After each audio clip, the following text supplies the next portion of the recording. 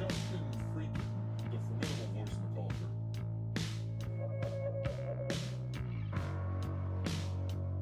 Hey Justin, are you trolling?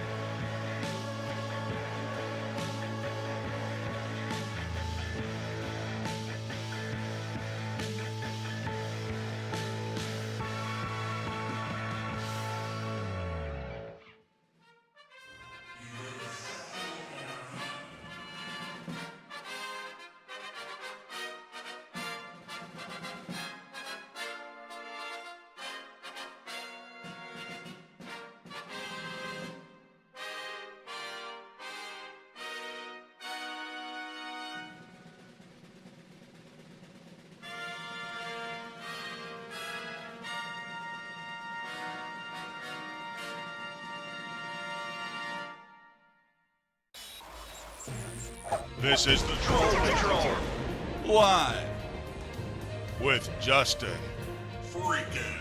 Welcome to the Troll Patrol live. It's a freaking Iowa cock. Good evening. Welcome. I always like breaking out the election graphics. They get me hyped. Good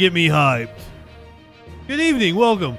Goldfish, to be fair, I don't give you many chances to catch me live that often anymore. That is totally my fault, and I take personal responsibility for it. Cosmic Fox, good evening. Spider Pickle, Alexandra, welcome. Where's the kick contingency here? It's all YouTube people. Did I not turn kick on? I think I did. There's Clinically. Where's the cock at? Kick is working. I don't know about cock, but I got your news gimp right here. Haha. First things first. DJ Dub, my friends. I'm sorry about last night. I'm sorry about Thursday night. Justin has been busy as shit. Also, Justin hurt his back. Justin has not been able to move since Saturday. So I had Curiouser bring a couple muscle relaxers over for me. I have not taken one. She brought them yesterday. I have not taken one yet, but I probably should, because I needed to record voiceover last night. And I was like, I'm going to take a muscle relaxer. Richard, good. Hey, I've got Karnacki for you. I don't think we're doing the Karnacki cam. I don't think I can do that one. I've got some Karnacki for you here in a little bit. You know who's always looking for cock? His name is Senator John Kennedy. I can't wait to have your cock in my mouth. I'm going to give you the blowjob of your life. Then I want you inside of me. So because I think because I want to be able to walk by the time I get out of this chair here in a couple hours. We ain't leaving until we get all the results from the Iowa cock. Because I want to be able to walk, and also because it'll probably be more fun this way, I'm going to take this muscle relaxer right now.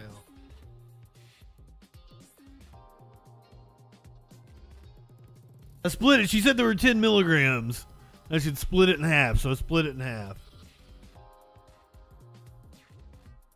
Uncensored cock tonight. I guess I should get that OnlyFans started, shouldn't I? Oh, shit. Woke moralists. We'll see who cancels who.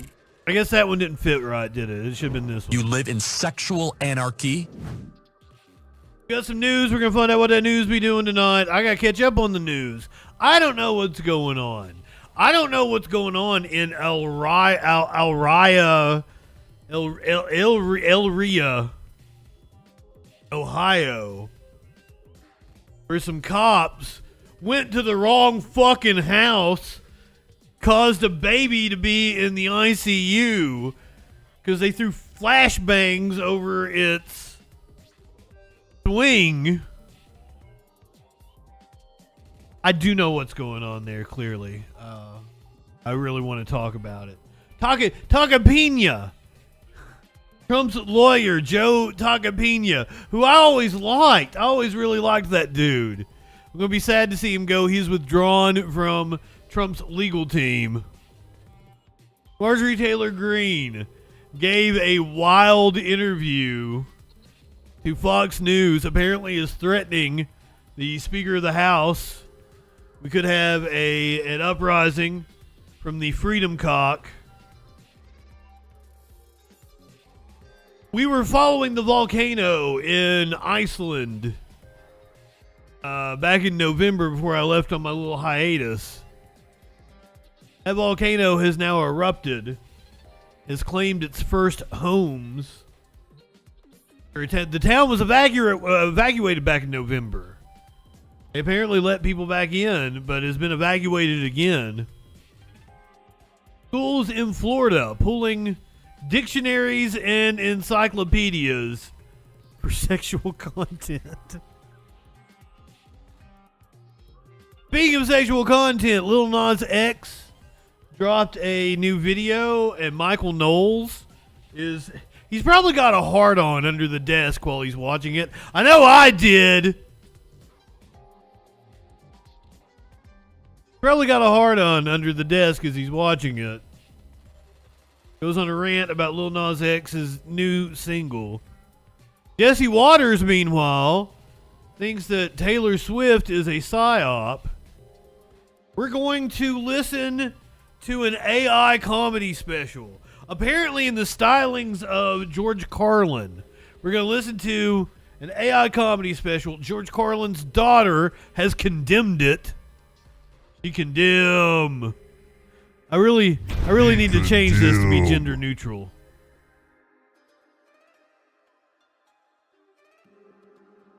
Fucking Ohio. Unfortunately, Ohio is all too real. I know this. I've been there numerous times.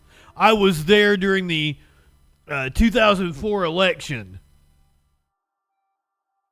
That was a wild time. Did you know that Elon Musk was on drugs? That explains a lot of things. Apparently, people are concerned about Elon's behavior. Someone at Tesla has released a video of a shareholder meeting where apparently Elon was on drugs.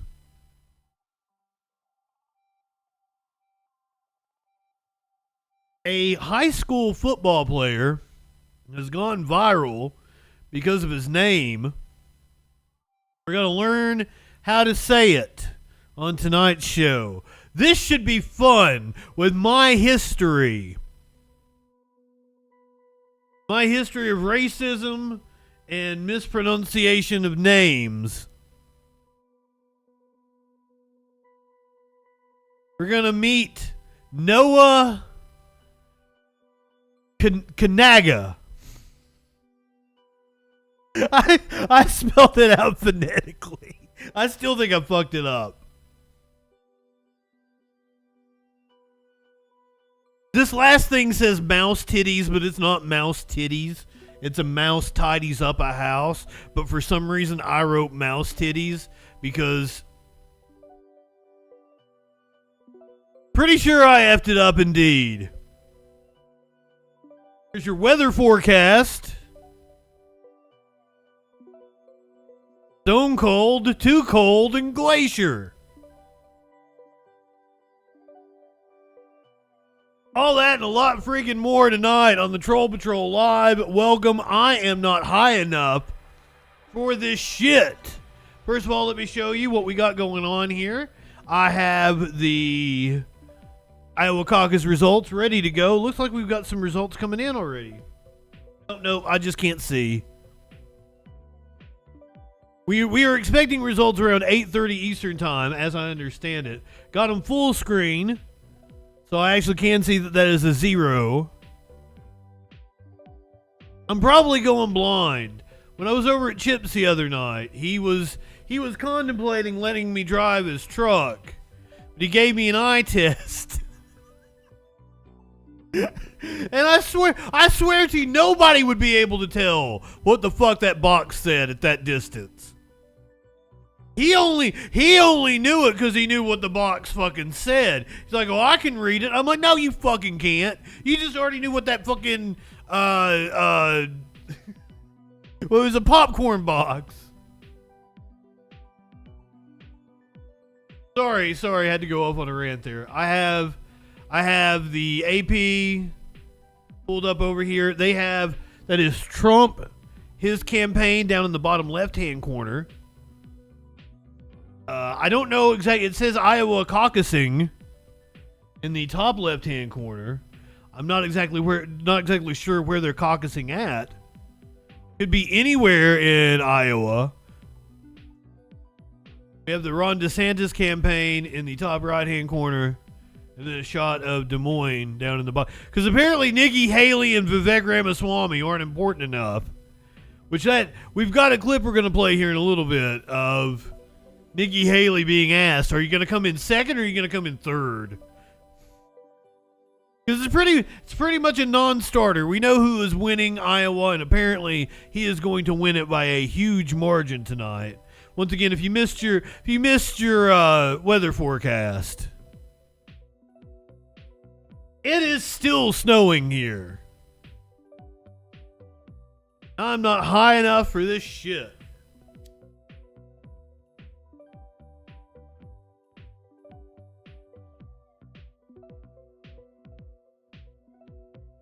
What's that? Justin killed off his vape.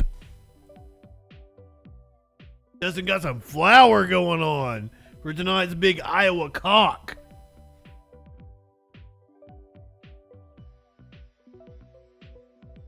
%68% said that Biden didn't win in 2020. Come on, man. I have a feeling we're going to get some of that when we get to talking to voters. I believe they were Fox News voters. Let's jump right into it, shall we? We gotta preview this Iowa cock over here. Oh! I forgot. That is not the top story of the day. Because usually, and my apologies, usually I would have graphics up for Martin Luther King Jr. Day. That is what today also is. Besides being the Iowa caucus, it is also Martin Luther King Jr. Day.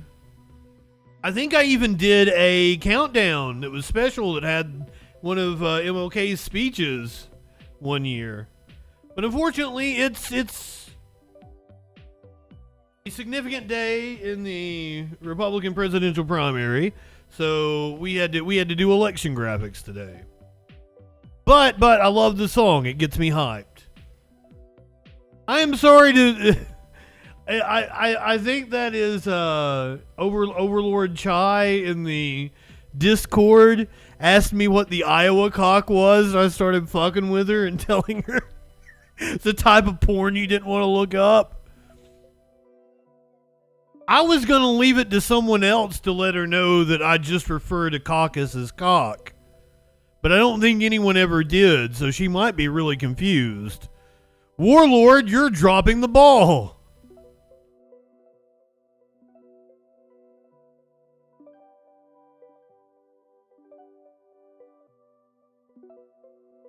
When she said she was going to search it on Pornhub, I told her that it was mainly videos of men jacking off to Slipknot. Iowa cock.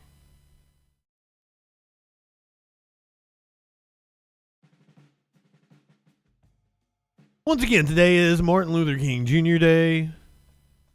MLK Jr.'s son issues a warning to save democracy. On this year's Martin Luther King Jr. Day, the oldest son of prominent civil rights figure, Martin Luther King III, and his wife, Andrea? I might be saying that wrong. Waters King is urging leaders in Congress to rein in the Supreme Court to save democracy. A minister and activist, Martin Luther King Jr. was the leader of the American Civil Rights Movement starting in 1955 until his assassination in 1968. King served as a minister until his leadership of the 1955 Montgomery bus boycott made King a national figure in the civil rights movement. He led a number of protests after that, including the Albany movement, the Birmingham campaign, the March on Washington, and the Selma voting rights movement in 1965. King's oldest son, King III, has followed in his late father's footsteps as a civil rights activist, global humanitarian, and political leader who has worked to advocate for social justice and change.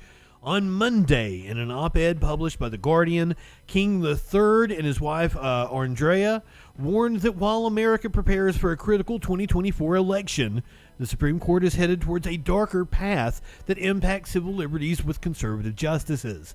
As a MAGA supermajority, these justices have undone established rulings and legal norms in an attempt to reverse the progress of modern America and to systematically unravel black political power. We, alongside United for Democracy, are calling on leaders in Congress to rein in the Supreme Court. Congress must conduct immediate hearings, investigations, and reforms to fix the institution that is harming the Americans it is tasked to protect. Hell yeah! In the op-ed, the Kings continued to stress that with the 2024 election, voter rights and black voters are essential to save democracy despite ongoing voter suppression. With the election right around the corner and in the face of endless attacks aimed at dismantling my father's legacy, black voters will again be expected to save democracy. With our communities again prepare to out-organize voter suppression, we need those vying for votes to show that, on the other side of the victory speeches, they are committed to building a democracy that no longer needs saving, a democracy that reflects Dr. Martin Luther King Jr.'s vision. That means restoring integrity to the Supreme Court. Hear, hear.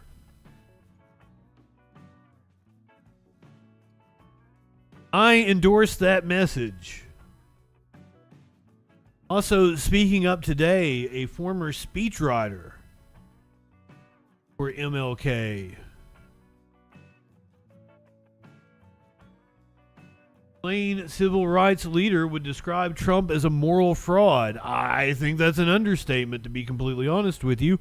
A former speechwriter for the late Martin Luther King Jr. on Sunday said the civil rights leader would describe former President Trump as a moral fraud. I think he would go back to basics and say that he didn't believe that any sinner was beyond redemption, and that would include Donald Trump. This is according to Clarence Jones, who told host Jonathan Capehart on MSNBC's The Sunday Show.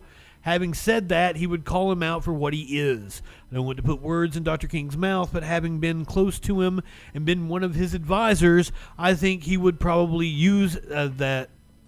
I think the word that he would probably use that would be most comfortable with him would be fraud. I think he would use the words, he is a moral fraud. Jones, who served as King's speechwriter and counsel, added that King would describe Trump's policies as opportunist, without anchor.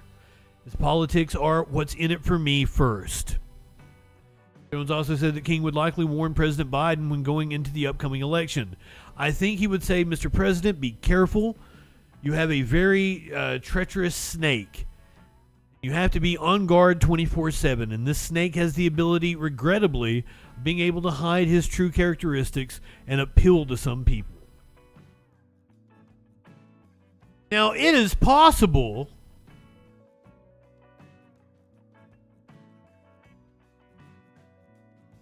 that MLK just didn't know what he was talking about. According to a GOP candidate for governor in North Carolina,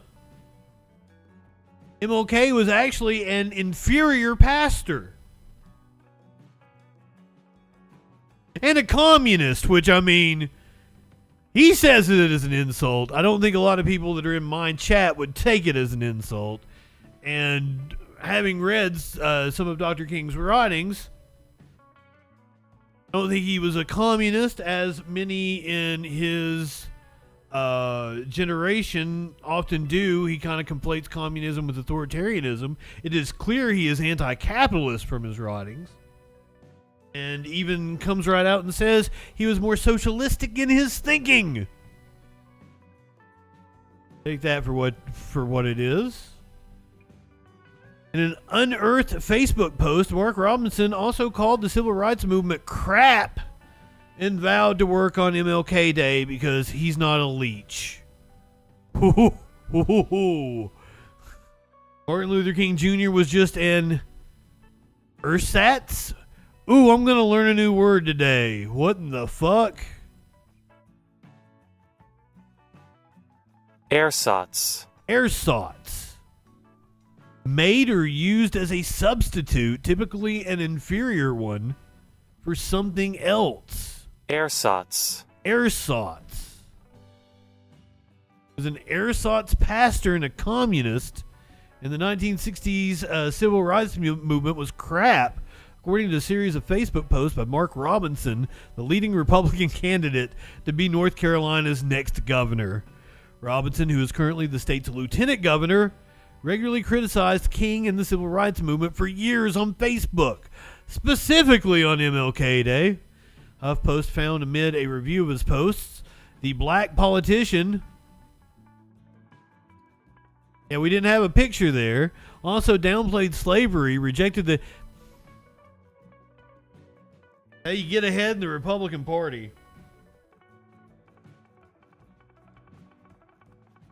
Black politician also downplayed slavery, rejected the idea that he's part of the African American community, and attacked the late congressman and civil rights icon John Lewis. These posts are surfacing at a time when Robinson, who is on track to be the GOP nominee for governor in November, has been trying to soften his rhetoric and celebrate King and the civil rights movement. Last month, former President Donald Trump hailed Robinson as better than Dr. Martin Luther King at a campaign event. And Robinson responded by saying, he took it as a compliment. Knowing what I know about him and the history thereof, you know, those are big shoes to fill. In January 2018, Robinson mocked people who celebrate King, who he said was a subpar pastor.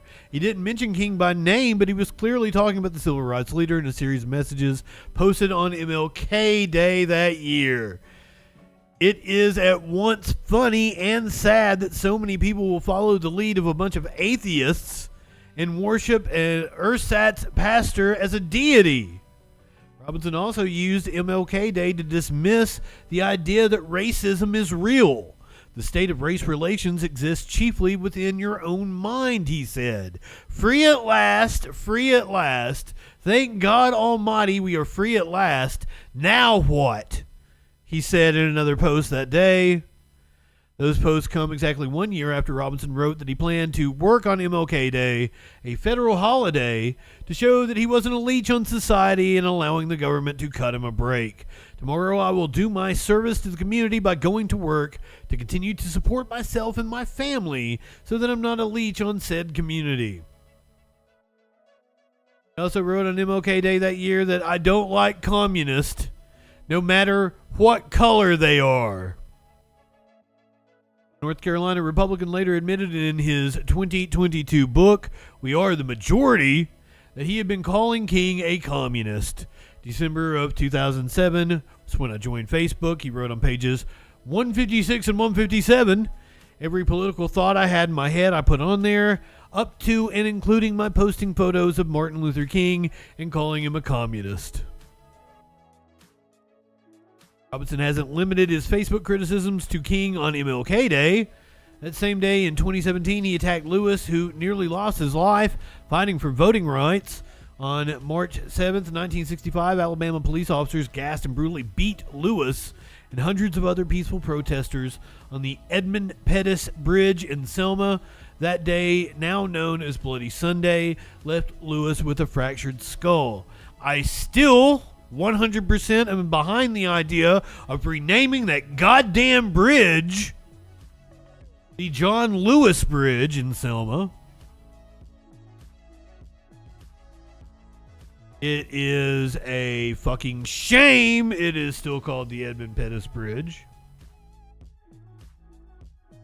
Just to go off on a little tangent there. It is easy to get ahead in the Republican Party if you are a part of a group that they like to demonize. Blair White, an example of a trans creator who was able to make a name for herself because she appealed to idiots on the right.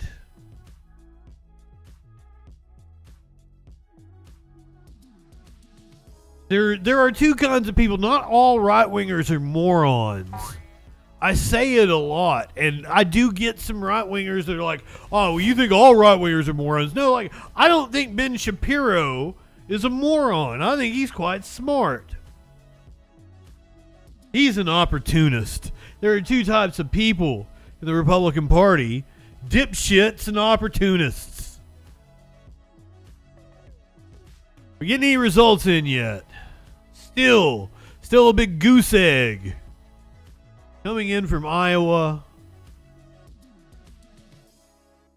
Look at this. We got an official high-beat. You can see the people doing the Cox work. The top left-hand corner there. Yeah, that says ballot on it. Trump expected to win by over 50%. That is classic. it's all. What do you guys think? Is Nikki Haley going to finish second or third? This is a race for second. That's for our ballot. I'm going to sign up for that delegate. Again, this is live. We've got our results we can watch. As soon as they start trickling in.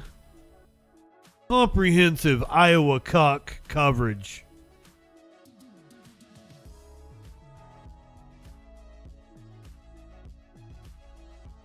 There might be a little shrinkage associated with the cock because it's a cold one out there. Warlords, it cold over in Britain? You guys feeling this Arctic snap too? Millions under weather warnings across the U.S.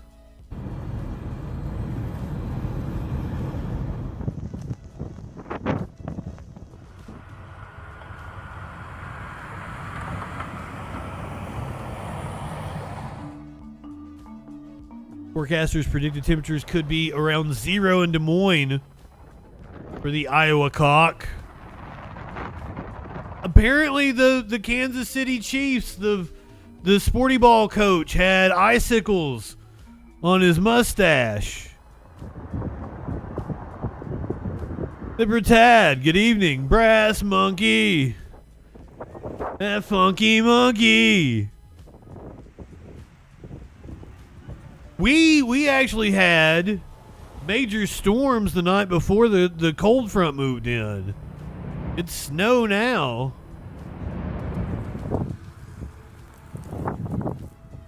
Seneca, New York. They apparently had to postpone one of the sporty ball games. Did they play it? It was supposed to be this afternoon. Record-breaking low temperatures in the Midwest and the Deep South all this week.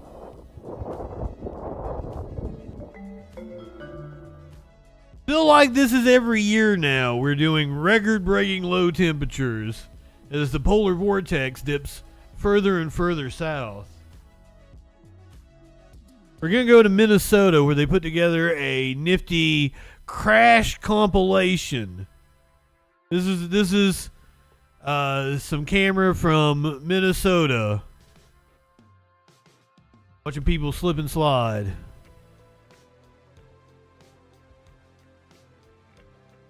They did play it today. It was supposed to be yesterday afternoon in Buffalo. Buffalo got like something like 3 feet.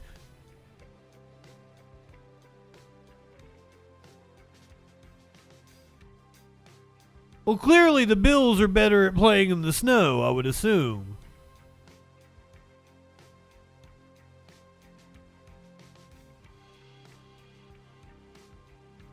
It's a little gratuitous of Fox 9 to put together a compilation of people crashing on the road. However, I'm still going to watch it and enjoy it. I'm glad they did. Oh, hey, here's a bunch of people crashing. Let's make content out of it for YouTube.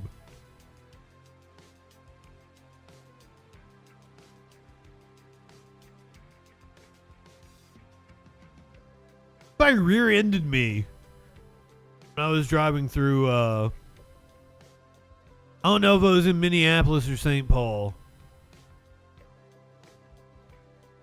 I wouldn't want to be out driving in this shit. Predominantly because other people don't know how to drive in it. If you do need to go out, take it slow, no sudden movements. If you feel yourself sliding,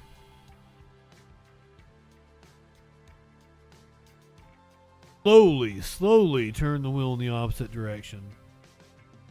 And very, very gently apply just a little bit of brake.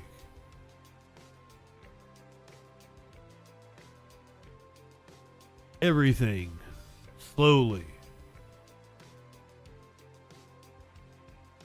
That is the key to driving in bad weather, but luckily I don't have to do it anymore.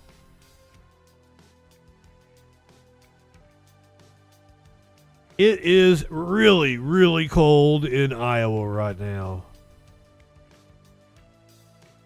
All the people at the Iowa caucus are experiencing shrinkage.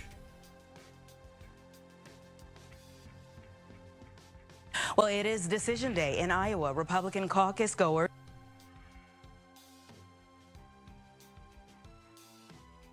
YouTube has been a bitch.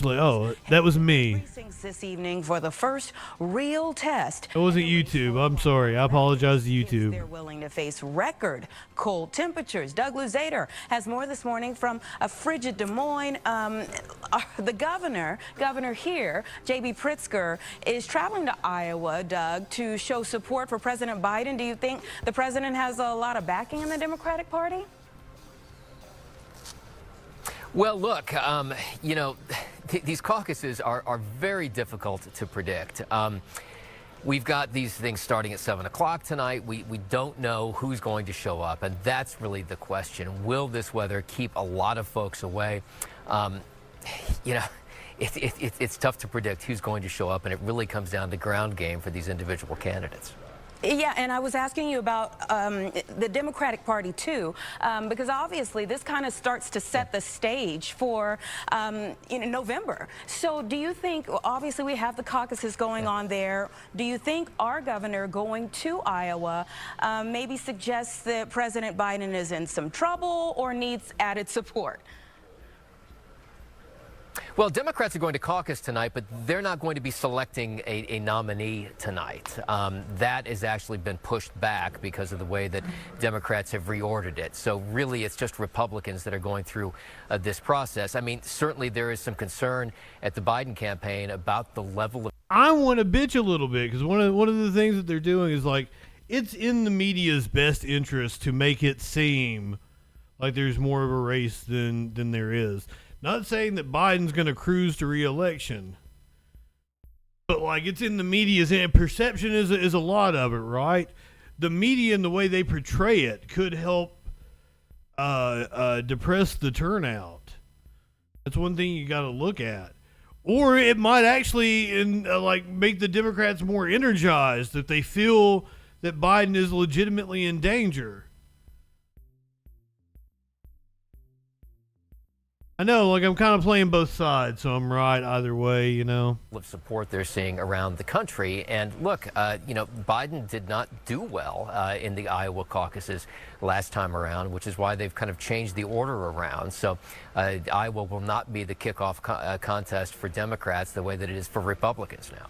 Yeah, and so let's talk more about the Republicans now. It's South Carolina. We obviously have Nikki Haley gaining a lot of ground, but by far, Donald Trump has been the runaway throughout all of this, even though he hasn't been in any of the debates. Do you see anything changing tonight? Well, I think, he may be rewarded for that decision of not participating in those debates. It didn't seem to hurt him at all. He does have a huge lead going into this, into these caucuses tonight.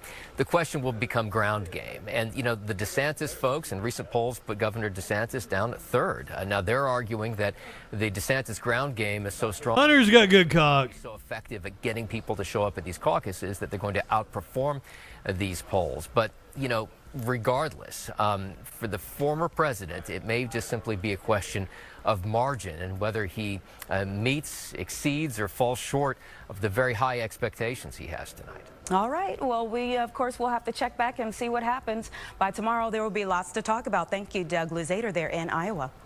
Well, it is tomorrow. We don't quite have anything to talk about. Oh, yeah, we do. Starting to get results in. Trump currently sitting at 57%. I spoke too soon. Results coming in from Iowa. Currently, Ron DeSantis in second. Still very early on.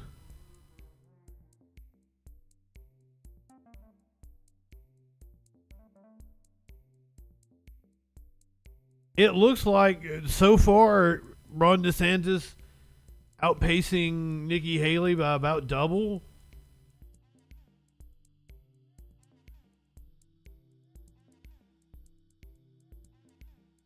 Less than 1% of the votes in, though. These are the first results we're getting out of Iowa. The Iowa caucus. Still got live screens over here. You see Iowa caucusing, the DeSantis and the Trump campaigns. Apparently, DeSantis will be number 2 tonight.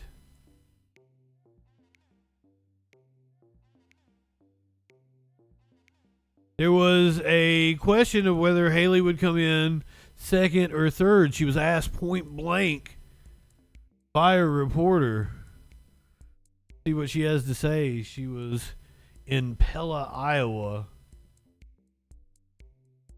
So earlier today, Governor DeSantis said that you can't beat Trump because you don't have the support of core conservatives. So I'm just wondering how you respond to that. I'm not going to respond to that. I mean, I was a Tea Party governor. I was a strong UN ambassador. We have had, I don't even know how many town halls. We've got a lot of support. The momentum's going up. And I don't know how he can say that. Our polls are going up. His are going down. That's just a fact. We're going to continue because people want a new generational leader. They don't want the chaos. Are any of them still in it after next week? A strong conservative that cares about the economy, that's going to get our kids reading and take education back to the basics, that's going to secure our border, that's going to bring law and order back to our country, and that has the foreign policy experience to make sure we prevent wars and we're strong. And so we're not going to focus on what he says, we're going to focus on what we know, which is we've been gaining ground for months, and we know that not only can we win this Republican primary, but we can definitely win a general election, because head to head, no one else defeats Joe Biden like I do. She's out of her mind. And that's going to be a mandate going into D.C. How do you feel today? How do you think you're going to do here? Do you think you're going to come in second or third? I mean, we feel good. I have said from the beginning, I want to be strong in Iowa, strong in New Hampshire, strong in South Carolina. We don't know what strong is until we see the numbers. That's some shade, right? You think you're going to come in second? You think you're going to come in third? Like, that's the reporter's way of trying to ground her, right? But we want to have a good showing, and I think we will. The excitement, momentum is good. The feeling on the ground all this week, even in the snow and ice, has been great. And so, we're going to keep pushing. One more question just about tonight specifically. How do you make this into the two-person race between you and former President Trump if you don't come in second? If Governor DeSantis comes in second and he's still in the race going into New Hampshire? We don't play in ifs. Look, I remember when there were 14 candidates in the race and I was 2% in the polls and everybody was saying how. I am showing you how. We're going to continue to show you how. Let's look and see what the caucus numbers are tonight, and then let's head to New Hampshire, because that's what our plan is. I know your husband's deployed overseas in Africa right now. Have you had a chance to talk to him today? How does it feel just that he's overseas and you're here on the eve of one of the biggest moments in your political career? I mean, it's hard. He's like my right arm. I feel like Is he attacking the Houthis? I am so proud of him, and he's so proud of me. He is in the middle of a lot of stuff. As you know, the world is on fire, so he hasn't had access to communication for a few days. Even today? No. And so, our hope is that we're going to hear from him, and that, I just pray that he comes home to us safely. But I know that he's proud of me, and I'm proud of him, and we're going to push through and continue on just like every other military family does. So you're waiting for that phone call potentially from him? Yeah, I mean, I think he was able to email me and say that he was without communication, and so we were able to do that. But these things happen throughout the deployment. When they're working on certain things, they go without communication. And so what I know is you say an extra prayer, and I know that once he's back online, he'll let me know. But he was anxious to know that everything was okay. I said, I'm okay. He said he's okay, and that was enough for us to send messages to each other, and now we'll just wait until we can actually talk. How important are these events today, getting out to these smaller events where you're able to talk to Iowans who haven't made up their minds yet? Why are you out here, when you can actually do it? I mean, we had a couple hundred people at a diner this morning, but you go to places like this because it's all about people having access. I'm not going to stop until the last second, and so it's picking up every vote that you can. They look like they're in a bakery right now. And knowing that some are still deciding. Can I get a babka, please? Any stone unturned, and we're going to continue to Marble rye. Throughout the day. We're going to go all the way through in the caucuses, and we're going to make sure that we can get some messages across, even to those that might be deciding at the last minute. Oh my God, Richard! You think she's going to be fourth behind Christie? That would be hilarious. I would laugh so hard.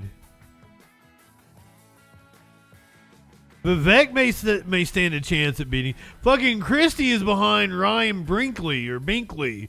Who the fuck is Ryan Binkley? Christie is way down there. Who the fuck is Ryan Binkley?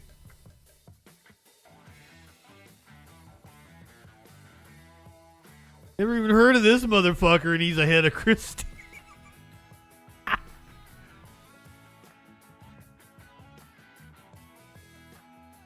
Let's get the local what to watch in the Iowa caucus tonight. Before we check back in with some live shots. We might pull Washington Post up here in a little bit. And I've got a little other news that we're gonna do. But a little what that news be doing is a treat. Val, this really is a race for second place between both Ron DeSantis and Nikki Haley, which will be critical for them as they look ahead to New Hampshire. Turnout tonight for the caucuses is, of course, going to be very important. And with the brutal cold weather still continuing to hang on here in Iowa, the high here in Des Moines expected to be 2 below zero. Weather could be a factor. Ron DeSantis is staking a lot on Iowa. The Florida governor has visited all 99 counties. Got Tom Massey with him. Stops than Donald Trump and Nikki Haley combined. But with the weekend poll showing his support slipping to 16% among Iowans, down from 19% last month, DeSantis on CNN this morning trying to downplay concerns. I think that, there's been a lot of narrative trying to say that, that we haven't been doing well, when I think we were doing things on the ground that may not be as flashy, but that are going to come to fruition. Haley, whose support has jumped 4 points to 20%, sharpening her attacks on Trump. Rightly or wrongly, chaos follows him. But just as the cold holds its grip on Iowa with the rightly hours away, Trump maintains his grip on the Republican Party. A new ABC News national poll asked voters which candidate has the best chance of winning in November. 68% said Trump, only 12% picked Haley, and just 11% favored DeSantis.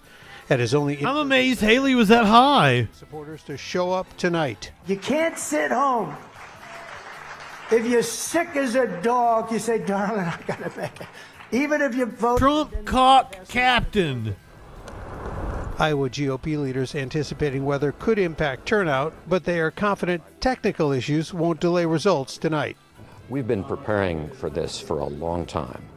We've been thinking about it for years, literally, and putting new technology in place, thinking through every detail. So I'm confident that they will go off well. Trump cock captain. And while Democrats are not caucusing, they're simply mailing in their ballots. Whoa, whoa, whoa, whoa, whoa, whoa, whoa, whoa, whoa, whoa, whoa, whoa, whoa, whoa. They've got the hat on. This is a live shot. Haley. They've got the Trump cock captain hats on. Haley. Donald Trump. Vivek. Trump. Rhymes with cake. DeSantis.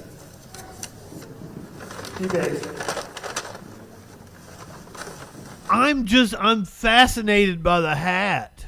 Trump. DeSantis. Because I noticed it when we were watching that piece. He had it on.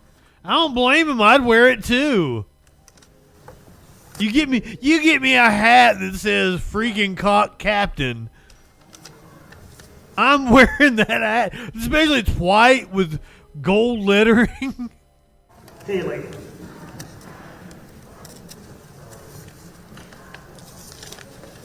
I can't wait to have your cock in my mouth. I'm going to give you the blowjob of your life. Then I want you inside of me. Hey, one thing. Well, isn't this this is the caucus? It has to be hand counted. Make sure. Thank you. Haley. DeSantis. What's the difference between a caucus and a primary again? Trump. They like do this in little local gyms and shit. Like there aren't machines. Because it's a cock. Trump.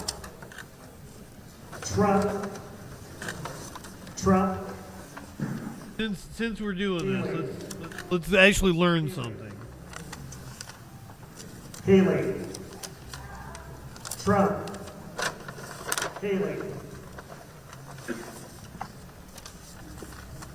Here we go. I will keep that live. Hold on. DeSantis. Trump. There we go. I'll get this figured out. Okay, here is your. Here is the difference between a cock and a primary. Chance to be a little more informed, feel a little smarter this morning. Iowa will be at the center of the political world on Monday as voters take part in the first in the nation caucus of the 2024 primary season ahead of the presidential elections in November. Now, while most are familiar with how a primary election goes, just a handful of states hold caucuses to determine presidential candidates. And with Iowa's primetime affair in the spotlight, we're breaking down the big differences between a caucus and a primary, with a few other questions thrown in. Here to weigh in, Alan Lichtman, a distinguished professor of history at American University in Washington, D.C. What's up, Lichtman? Professor Lichtman. Certainly. You got to tell us the difference between a primary and a caucus. What's the major difference? The major difference is in a primary, you engage in the solitary act of voting. You can do it at the polls. You could do it by absentee. And in many states, like my home state of Maryland, you can vote early. The whole idea behind a caucus is to make it communal rather than solitary. You actually have to go to a meeting where you discuss and debate the candidates before you vote, and it could take several hours of your time, energy, and effort. And that's the whole idea behind a caucus, to get persons more involved in the political process. Well, we certainly need more involvement, and not. There's more foreplay in a cock. In recent years. One thing that's interesting, Nevada is the only state in the nation that holds both a primary on February 6th this year and a caucus 2 days later, February 8th. Quesadilla. Why? And second question, how could that possibly impact the Republican race? Well, Nevada typically in recent elections. Nevada swings both ways. Caucus state. But in 2021, the legislature mandated a primary. But the parties didn't want to give up the caucus. The caucus still selects the delegates. Like, it's more than Iowa, but it's still not a huge number relative to the some 2,500 delegates that are going to be selected to the Republican National Committee. And the primary will take place, but it's primarily a beauty contest, as we call it, for bragging rights rather than for delegates. Well, I have seen all of the Republican this year. I think some people are wondering, with primary contenders, there is no voters are undecided. Beauty race. That's the case this year with a number of them. They're not registered necessarily as Republicans. Maybe they're registered as independents. If that is the analogy you would like to use, a caucus is tantric sex. Register with the GOP in order to cast their vote. Primary is a quickie. A registered Republican in order to attend the Iowa You live in caucuses, sexual which is anarchy. very different from the second in the nation, which is a primary in New Hampshire, where independents can vote in whichever primary they choose. And obviously, with all the action on the Republican side, you're going to get a lot of independents coming into New Hampshire. So Iowa and New Hampshire are kind of the alpha and the omega of the selection process. So I have a follow-up question there. For those who, and I would imagine there's more registered Republicans in Iowa than independents, but for those who are independent, I mean, really, it would take a lot for them to decide to change that designation and cast their vote as Republicans, right? So maybe more attention needs to be on New Hampshire. Can you just kind of break that down? Yeah, New Hampshire is what we call at least a semi-open kind of primary, one that has a very large number of independents and very often has. So they don't suck cock all the time, but they're open to it in the right situation. Voted for maverick candidates. For example, in 2000, John McCain thumped George W. Bush in the New Hampshire primary and then went on to be swamped by Bush in the more closed type primaries. That's why Nikki Haley. Well, he leaves off the part where they go to South Carolina and George W. Bush accused McCain of having a illegitimate black child. Now, John McCain does indeed have a black child that is adopted. Not illegitimate, but you know, racism, South Carolina, it was 2000. This motherfucker leaves that part off. George W. Bush played some dirty politics. You know, who, you know, is kind of the anti-Trump candidate, is polling far better in New Hampshire than she is in Iowa, because she does have a certain degree of appeal to independents outside of the Trump base. So we're going to be watching for those undecided registered Republican voters in Iowa, and we're going to be looking at all the undecided and independent. So Lichtman here says that Haley is more popular in New Hampshire. Perhaps she tries to hang on until the New Hampshire primary. When is it? The first week in February? Go back to the live shot. So I'm ready to hit vote for the Clive 8 that will go to the Iowa GOP and official. So how about Clive 8? 1, 2, 3, ready? I'll just do that. Confirm the votes. Says it's processing. Your vote submission is successful. So we have voted there. Let's count these and get you on there. Go ahead and... it looks like they have submitted their votes. And, just count out loud if you would. Still less than 1% of the vote in. Yeah. This is for Vivek. This is for Vivek. So. Vivek. Yep. Now, perhaps Vivek has a better showing because of the snow. I would assume his support is younger. He's a meme candidate. He's a internet shit poster. 6. So perhaps just the younger contingent who are willing to get out and risk their lives. 10. 11, 12. Socialist Aunt, good evening. Welcome. Welcome to our comprehensive Iowa cock coverage. 16. I've been doing a bunch of tongue twisters the last few streams. There's a live shot from the Iowa caucus, wherever the fuck they are. They haven't told us. They're also outside of the Trump campaign. Anybody see anything you want to recount? 23 for Vivek. They got 23 votes total. At that little gymnasium they're at. Yeah, I get that. Let's do Trump. He says giddily with his Trump cock captain hat. 5. 6. 7. We've got the results whenever they start really coming in. We'll pay attention. You'll find out what that news be doing. We're still previewing the cock. That's what we're doing. We just learned the difference between a cock and a primary. We saw the local what to look for in tonight's Iowa cock. Let's go to the national, everybody's favorite political analyst over on the Peacock, Steve Kornacki. Political correspondent Steve Kornacki. He's at the big board. Oh God, it's Morning Joe. I'm sorry. I didn't know it. Content warning: you might see Joe and or Mika. Talk about the numbers. What are you seeing?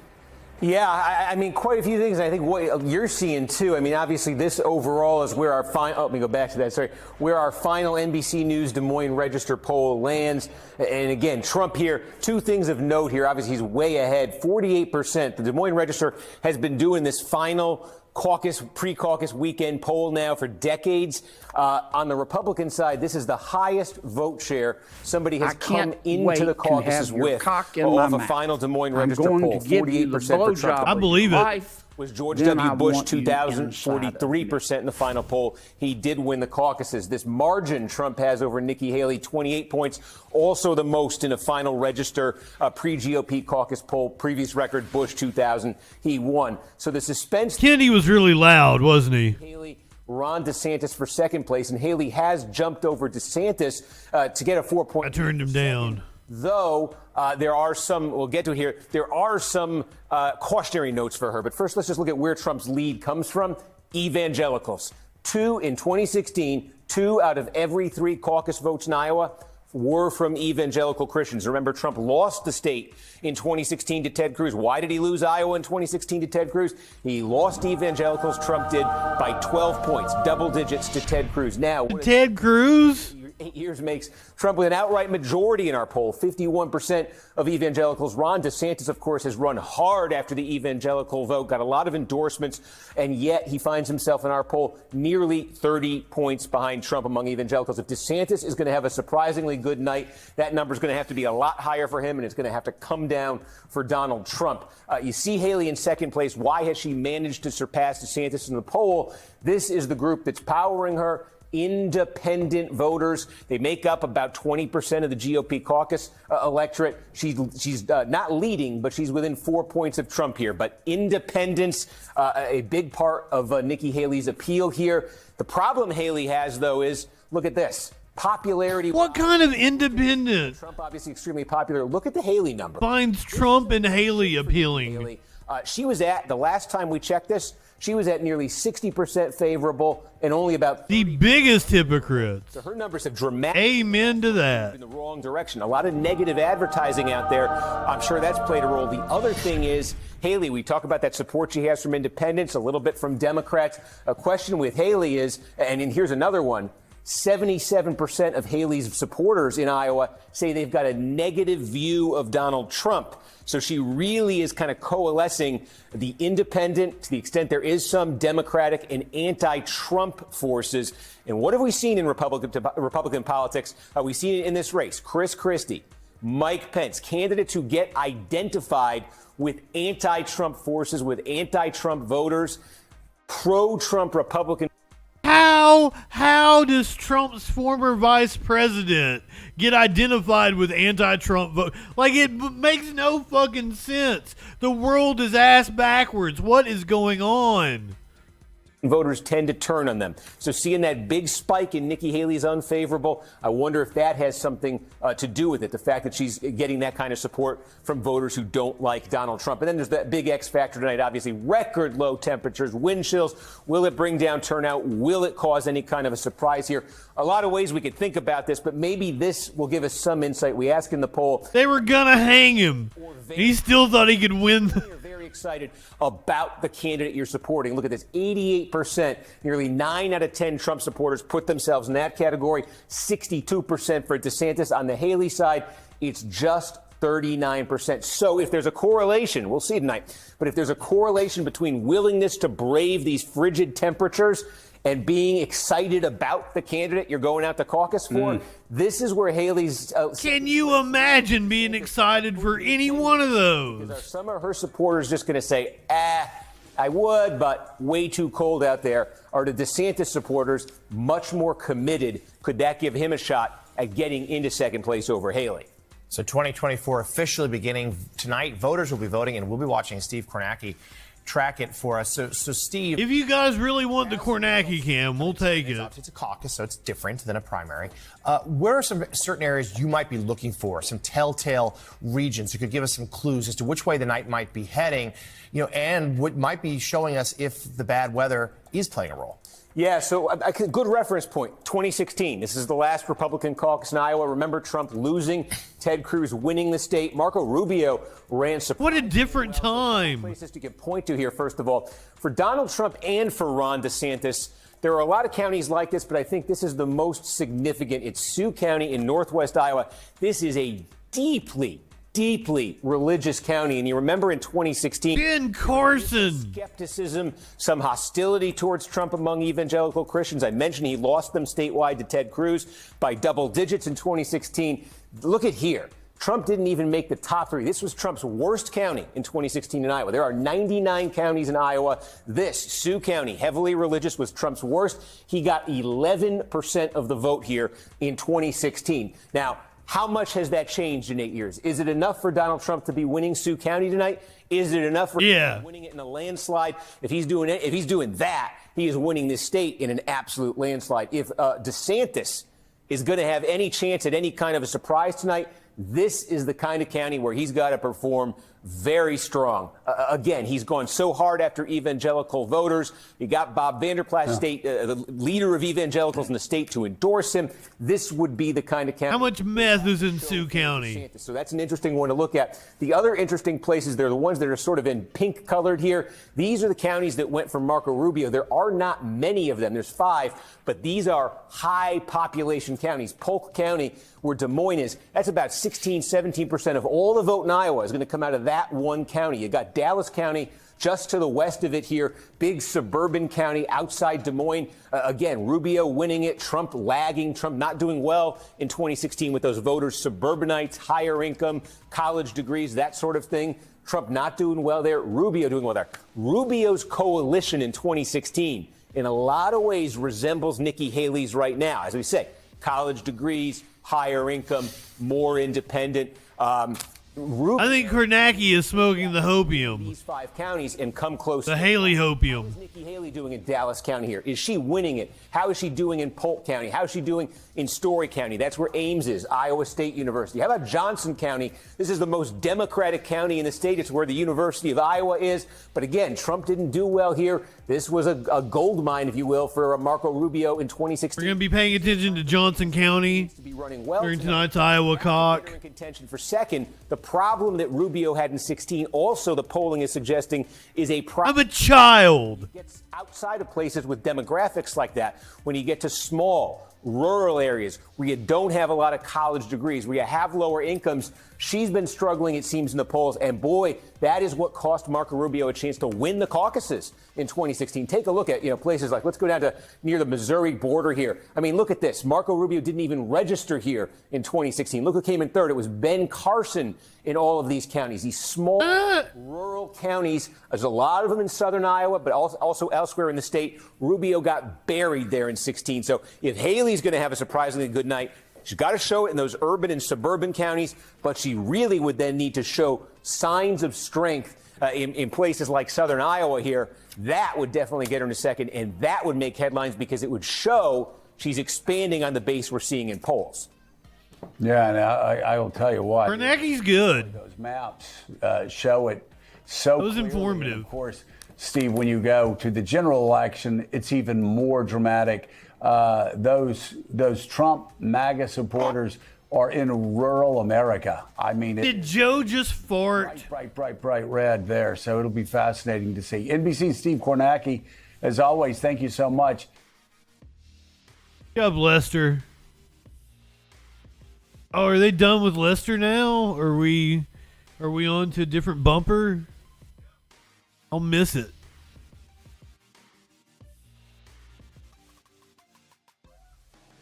Let's see what Fox News' coverage of the cock looks like. I believe they were at a diner.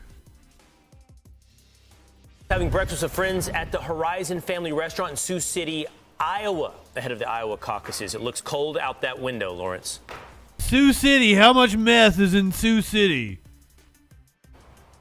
It is cold. Good morning, family. So I had the opportunity to meet the Van Beeks, and they've been here all morning. They went through all the snow, and y'all been giving me some insight of how it works here in Iowa. First, you said that this is the part of Iowa where people really, and politicians, they avoid this area. Y'all are like the stepchildren. Kind of, yeah. They just don't realize we're here.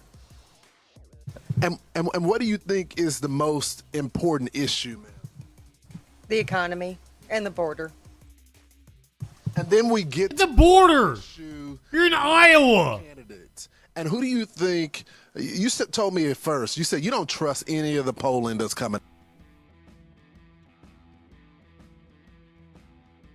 How they're thousands of miles from the border.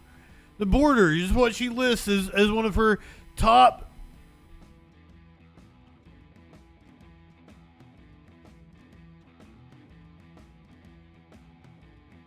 This is actually a feedback loop. Fox News is interviewing a couple of dipshits that are telling Fox News what Fox News told them.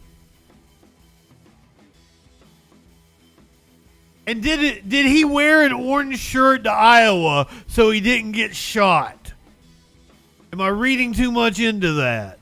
The economy and the border. And then we get to the top issue and then the candidates. And who do you think, you told me at first, you said you don't trust any of the polling that's coming out right now. We've never been asked anything, so I don't know who they're asking. So I guess we'll wait till Monday night and see what the people say. Based on your interaction with your friends and where you stand, who do you think is going to end up winning in Iowa? Trump. Why does he have that attraction to the folks on this side of Iowa? He's done what he said he's going to do. He kept the fuel price down. We've got to get the fuel down. This is heavy agriculture. And when fuel price went up that high, you can't afford that. You just can't do that. You can't make money at that. You can't keep that going. Diesel price at $5 a gallon. These truckers on the road spending $1,000 to fill up their truck, that ain't gonna fly. Can't work. You got to get it down. And he had it down. He had it down. Plus, he kept people in line. Well, as a son, he kept people in line. I understand we need y'all on the road, and you're right. The price of fuel. Can someone? apparently, Trump has already been declared the winner. The caucus results just now coming in. Trump, less than 1% of the votes. Trump has been declared the winner already.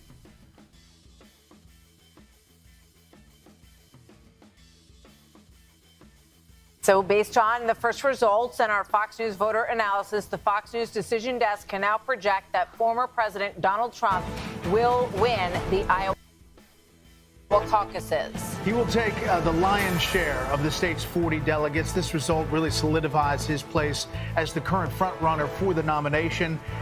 Former Governor Haley and Governor DeSantis fighting for second, and this is really we're really doing this here. It's a close race right now, how we see it based on the numbers we're looking at. You know, the former president, overperformed in the rural parts of Iowa. The AP already overwhelming some of these numbers. Taking the Trump campaign. Already starting to come in.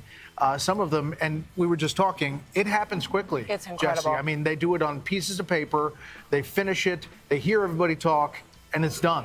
It's stunning, Jesse. I mean, I was in touch with someone who's at a Des Moines precinct, and she said, you know, they listened to the speeches from all of There's no way he's losing because he was. And then they voted, and it was over 50%. Everything that we're seeing is that the former president in Iowa tonight has really swept with all age groups. I mean, clearly strong with rural voters who have lower levels of education, but strong all across the board.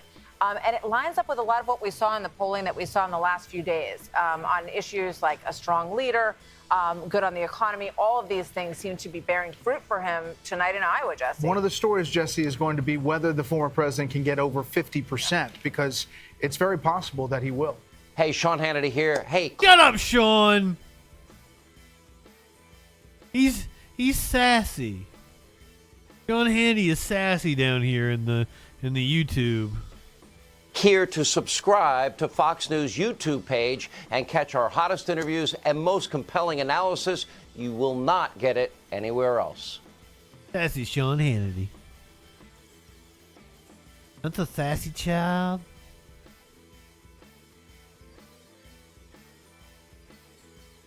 They are awaiting. I guess Trump's gonna give a speech. We'll take it live when he speaks.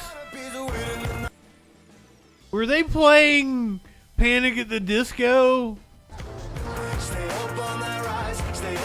Yeah, that's Panic at the Disco. Well, Trump has just had it up for days. Yes. It was up when he gave his speech over the weekend. We're going to get to that. We're going to get to that here in just a second. He was heckled during one of his speeches. That was Mayo Pete's song in 2020. What, High Hopes? Is that the one it was? I recognize Brandon Urie, so.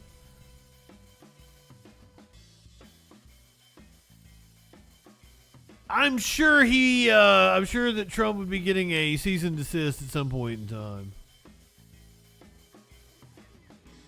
YouTube sucks now. Has anybody else noticed YouTube really sucks? A state representative in Iowa has changed his endorsement from Ron DeSantis to Vivek Ramaswamy. Let's bring in Iowa State Representative Stephen Holt for more. Representative Holt, thanks for coming. Steve Holt. On. I know you just switched your endorsement from Ron DeSantis to Vivek Ramaswamy. Why? Well, it's about the message of Vivek Ramaswamy has really resonated with me, and thank you for having me, by the way.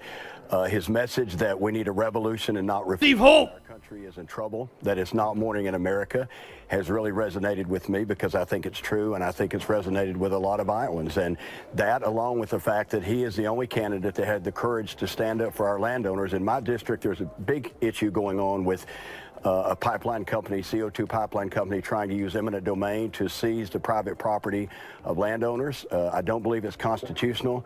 And Vivek Ramaswamy is one of the only candidate who stood up in a forceful way to support the landowners in Iowa, and I think that's going to make a huge difference.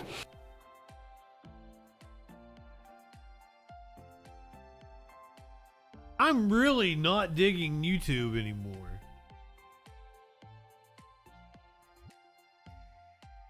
It sucks really bad. Yes, I'm using an ad blocker. Apparently they're really cracking down on people using ad blockers.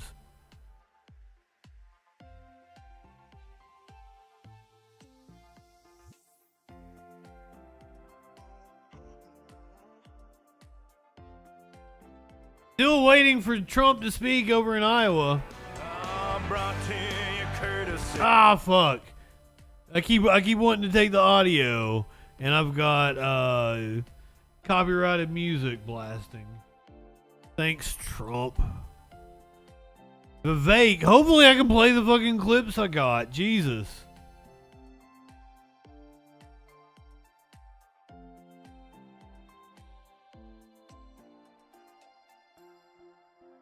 Oh, that's what, yeah, I'm on Google. Google has not been kind to me lately. For some reason, playing YouTube on the browser that owns the fucking... A dystopian social credit score has been imposed. I don't have an ad blocker over here.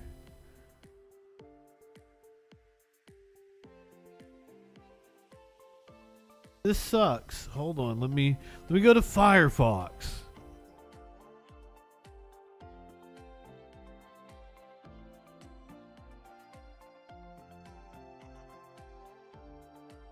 Here we go. This works. YouTube sucks. They don't have enough flags at the Trump event. Oh God, they got what was her name? Conway. Kellyanne Conway. Fox News has Kellyanne Conway on. Are we going to be seeing a lot more of her as we ramp up this Trump campaign? Vivek got trolled during a campaign event in Ankeny, Iowa. Not another one. I'm not going to be forking over $200 billion of our taxpayer money so some Ukrainian kleptocrat can buy a bigger house. No, we're not doing that anymore. I'm going to use our own military to defend our own borders in this country, southern border and northern border too. I'm giving a speech, sir, and so I'm going to ask you to sit down. My friend is very sincere, and I want him to be more kind of insincere. You got the Proud Boys around him? You're very smarmy. What can he do to be like more Sir, we are in the United States. He just called him Smarmy. Very sincere, and I want him to be more kind of insincere, smarmy. You're very smarmy. What can he do to be like more? Sir, we are in the United States of America. You're going to have a chance to speak. If you want to sit down. I love you. I love all of you. That's the thing about me. If these gentlemen are going to respect our norms, you're welcome to stay. We're going to have a Q&A. If not, you get the hell out. That's good. If you're not going to respect our norms, then you have a Q&A. You're free to sit down and join us when we open this for Q&A. You're free to sit down and You're free to sit down and open this for Q&A. And if not, you can excuse yourself. The Ramaswamy Revolution.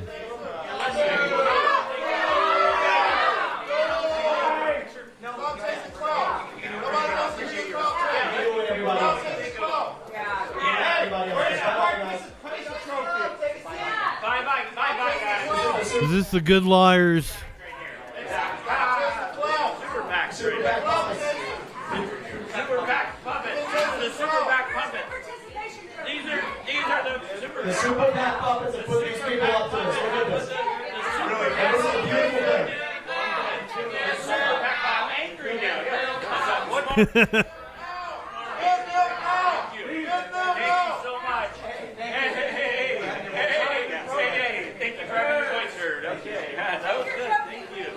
I mean, he is smarmy. Thank you. Let's give him a round of applause. Thank you, guys. I appreciate it. Thank you. And this is why we need to get the super PACs out of American politics.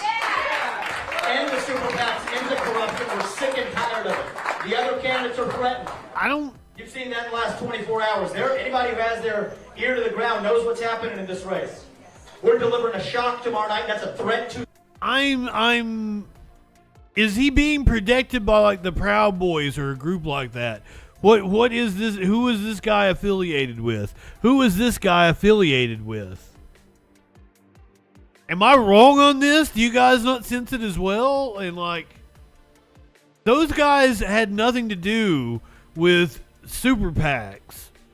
I assume they've got a YouTube show or something. It might be the Good Liars. I'm not that familiar with what the guys look like. They weren't put up by some super PAC. They were doing it for content on the internet.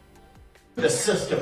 There's a reason why I'm the only candidate who can tell you these things. That I'll end that war in Ukraine and actually protect our own borders with that money. Call out that corruption in foreign countries. The military-industrial complex that effectively runs both political parties, including our Republican Party, right here at home. Why am I the only candidate? And I have a feeling I know who paid these people to put them up for it, because they don't want you to hear what I'm about to say. Why am I the only candidate in this race who can tell you that I will strip vaccine manufacturers of the special liability exemptions because we need justice where there has been injury? Why am I the only candidate who can tell you that, you know what, I am against that CO2 pipeline that's using eminent domain to steal the land of farmers in this state, which every other candidate effectively supports in this race? The only one who can tell you that the climate change agenda is indeed a hoax because it has nothing to do with the climate. The only candidate who can tell you Ronna McDaniel Once again, stepped aside after 5 failed years of leadership. So that we have another year of record low temperatures. before we bring it to Washington, D.C. The only candidate who will tell I'm just assuming this is a pipeline going through a rich people's neighborhood, because that's why it keeps getting brought up. They don't give a shit if it was a poor neighborhood. I assure you of that.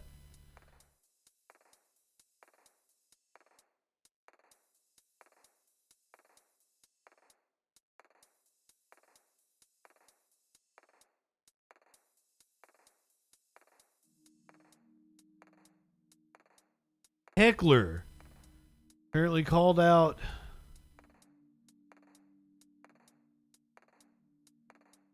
I gotta keep switching browsers. The Independent doesn't work on Firefox.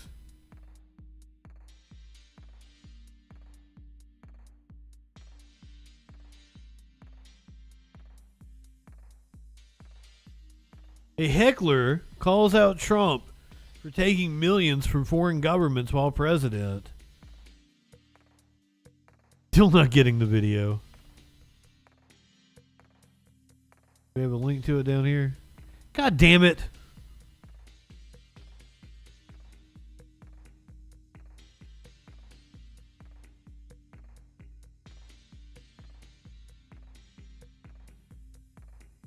Trump defends taking millions while president.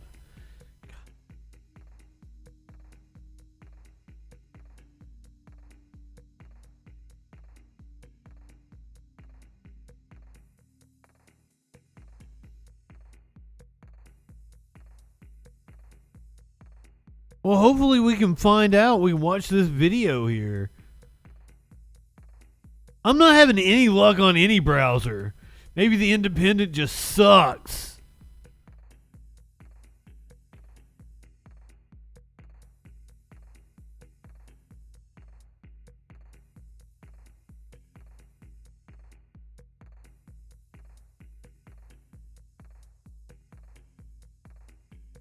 Oh, hold on. Wrong video over there. Still waiting for Trump to take the stage. Looks like Sean Hannity has Newt Gingrich.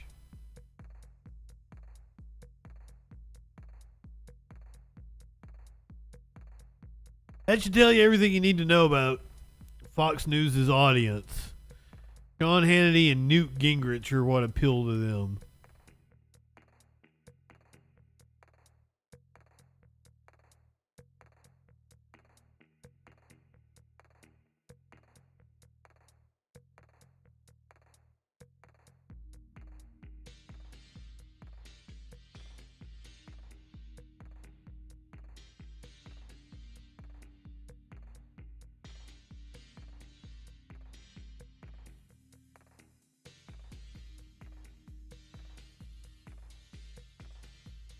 I got this.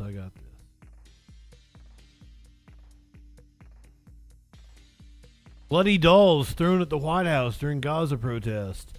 Hear, hear.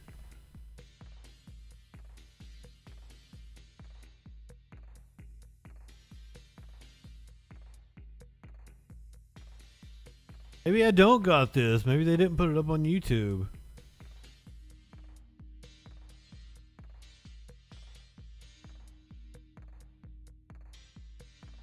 I give up. I was going to show you a Trump heckler. I apparently can't. So, unfortunately, you get Eric Trump instead, who nobody asked for that. Nobody asked for that at all, but here I am.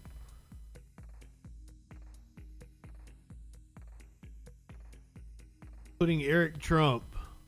To us, this was our first entry into politics. We'd never been in politics. We showed up in Iowa in 2016. We had an amazing reception. I have 18 candidates. My father came in second, not knowing anything about the system, not knowing what's obviously went on to win the whole thing. But it's an amazing state. It's a state that very much aligns with our values, who we are, a very patriotic state, very religious state, a state that believes in the Constitution, a state that believes. Who fucking thinks that Trump would never step foot in Iowa until 2016? Seriously, you're trying to tell me? Like, I was the kind of people you are, the guy with the golden toilet. In red, white, and blue, and I really believe if we have the showing that we believe we'll have tonight, it's going to be all over, and we can start really kind of, taking the message to Joe Biden, who's the worst president in the history of this country. He's doing a terrible job. Our nation's falling apart. We're on the brink of literally World War III. We just had a ship, you probably saw this a couple minutes ago, that got hit by a missile over in the Middle East, an American ship, and we're on the brink of World War III. We no longer have the patriotism in our country because there's no cheerleader for our nation anymore. Total incompetence across the board, and I think a lot of people I think the vast majority of Americans want a change of leadership, and I think that starts in a couple hours here in Iowa. Is there a concern that because he is expected to win, that there may not be the enthusiasm because of cold weather to get people out? I know yesterday he said you got to go out, you got to vote because you can't take us for granted. You have to go out, and you have to vote. There's no question about it. And I think the MAGA supporters, they're tough. They love him, and I do believe that they'll be out in full force in effect. But you have to go out. You have to make your voice heard. And even if you're going to win, you want to win by a big margin. You want to end the Republican primaries here. You want to end it in Iowa. And Eric and Don share one brain cell. I think Don is far more charismatic. Depending if he makes it to the finish line, which I'm necessarily convinced Biden does for a whole host of reasons that you know as well as anybody, but they're doing a terrible job. We shouldn't be wasting hundreds and hundreds of millions of dollars fighting among ourselves. We should take back this country because vast majority of Americans understand where we're going. They're not happy about it. We need to There shouldn't even be a primary. Just coronate Trump. Victory tonight. He's kind of right. It starts and finishes right here. It's useless. Still waiting for Trump to speak in Iowa following his triumphant win, where we're still less than 3% of the votes are being tallied. And Trump has won the Iowa caucus.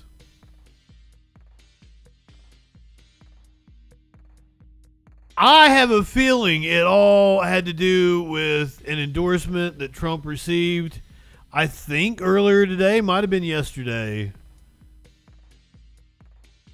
The dude, the charismatic man who took us all for a ride during the first couple of debates, Doug Burgum, endorsed Trump just before the Iowa caucuses. With us, North Dakota Governor Doug Burgum has become the first former Republican candidate to endorse Donald Trump, announcing his support on the eve of the Iowa caucuses. His pledge comes just 6 weeks after Burgum himself dropped out of the presidential race. He's been laying low until now, and he's joining me live from Iowa. Republican North Dakota Governor Doug Burgum. Good to see you, Governor. Good to be with you, Kara. So let's start off with why you think Donald Trump is the best person to run this country in 2024. Well, I was going to make a loud, clear statement tonight, both to the nation and the world. We're going to see Donald Trump win these caucuses tonight by. I was told this guy was sane. 0.8%. And I think that'll send a signal that this is an unusual race. We've essentially got incumbents running on both sides, Biden and Trump. And the Republican Party overwhelmingly, with Trump leading in all 50 states, is saying we want to see the former president back in. We think he's the person that can lead this country in the right direction on the economy, on energy, national security. And I think you're going to see that come through loud and clear tonight. So last summer, Governor, you said you didn't think you would do business with Donald Trump because, quote, it's important that you're judged by the company you keep. I'm just curious, do you still stand by those comments? Well, of course I do, because I was talking about business. Here we're talking about the politics and politics. Well, I wouldn't do business. I wouldn't do business with him because he's a dirty, lying, rotten cheat. But now I'll vote for him for president, though. Hey, Rush, can you summarize this for me? As a conservative, it's getting harder and harder to not look like a kook. This race, the primary race, is going to be over very quickly, and we're going to be down to the choices that we have as a nation. Do we want to have President Trump or Joe Biden? And I think it's a very easy choice for people that are in business. Me as a governor, I had an opportunity to work with the Biden administration, opportunity to work on the Trump administration. I can tell you, under the Trump administration, for a state like ours that is a huge energy producer, a huge agricultural producer, we're feeding and fueling the world. We were respected, we were supported, and we were supported with innovation and with an understanding that, that not everything can be solved with a one-size-fits-all federal regulation. Under the Biden administration, we're under a constant barrage. Right now, we're facing over 20 different rulemaking efforts, and a rulemaking effort might include 800 pages that is not coming through Congress. Not high enough for this shit. Through essentially executive orders and executive action that's trying to push down an ideology it's not a law in Congress, but they're trying to push it down and say all states must follow the rules that we think are the answers. And this is bad for the economy, it's bad for the environment, it's bad for American competitiveness, and in many cases it's hurting American industry and actually empowering foreign dictators and supporting those people that we're competing against, whether it's Iran, Russia, Venezuela, China. And so the choice couldn't be more clear. And talking about dictators. When he was president, Iowa cock. Booming, we were safe and we were prosperous, and now we find ourselves in a 180-degree different situation with Joe Biden as president. Okay, so you've answered the business side of things and our wallets. And he's full of shit. Like, business people are doing great under Biden. Wall Street is booming. Look at all these companies doing their stock buybacks and shit. Fuck off, Burgum. In our money, you said your decision to suspend your presidential run came because you wanted to, quote, reestablish trust in American leadership and our institutions of democracy. So let me just follow up with a different angle here, and that is Donald Trump is currently facing 91 criminal charges across 4 criminal cases. Why and how is Trump the best person, then, to reestablish that trust in our institutions of democracy, as you just mentioned? You highlighted the economy and the business side, but I'm talking about trust in democracy. I'm talking about the personal side, character, the man Donald Trump and the decisions he makes as an individual, as a human being. Well, I think the topic of trust is one is few people in the East Coast media seem to understand, which is the reason why Donald Trump's numbers have gone up.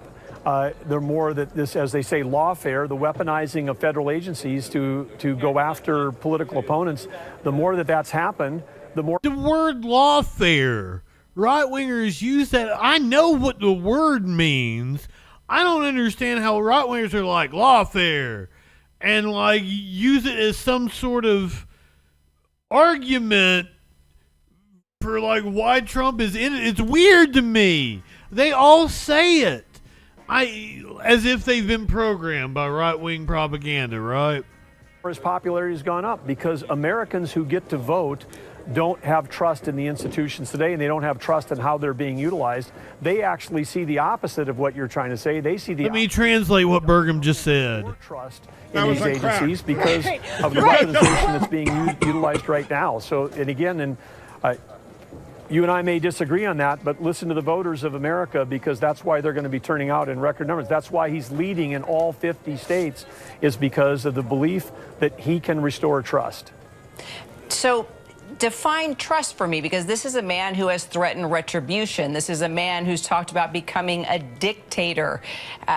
Is that how you define trust? Well, what I would say is a dictator, when Joe Biden took office, a record number of executive orders on day one by any other previous president, followed up by a barrage of more executive orders. And we don't know, are those coming from Joe Biden himself or all of the folks that were part of the coalition and promises that he made to become elected. And as I said, now with this rulemaking that's coming on right now. Comment, good evening. That feels like a dictatorship to me. It feels like complete disrespect for the fact that the states created the federal government. He's really tall. The other way around. He could be sitting. I mean, the federal government did not create the states. The federal government don't get to Bigfoot the states on every single topic. And so it feels to me right now, as a governor of a state, that we're under the Bigfoot of the federal government. And so when I talk about, where he's from North Dakota, that's out there in Bigfoot country. We think the country's going to go. Part of that is getting out of the regulation and the red tape. That's what Donald Trump did when he was in office. He cut more red tape. That helped small businesses. It helped families. It helped the states. It helped American manufacturers. And those people get to vote, and they're going to be out there saying, yes, we want to go back to a time when we felt we had more agency over our own ability to act versus the federal government having pushing all this red tape on us. North Dakota Governor Doug Burgum, appreciate your time. Burgum endorsed Trump. George Stephanopoulos can shut the fuck up. We are waiting for Trump to give his victory speech after trouncing everyone in Iowa tonight. He has been declared the winner despite the fact that there are less than 3% of precincts reporting.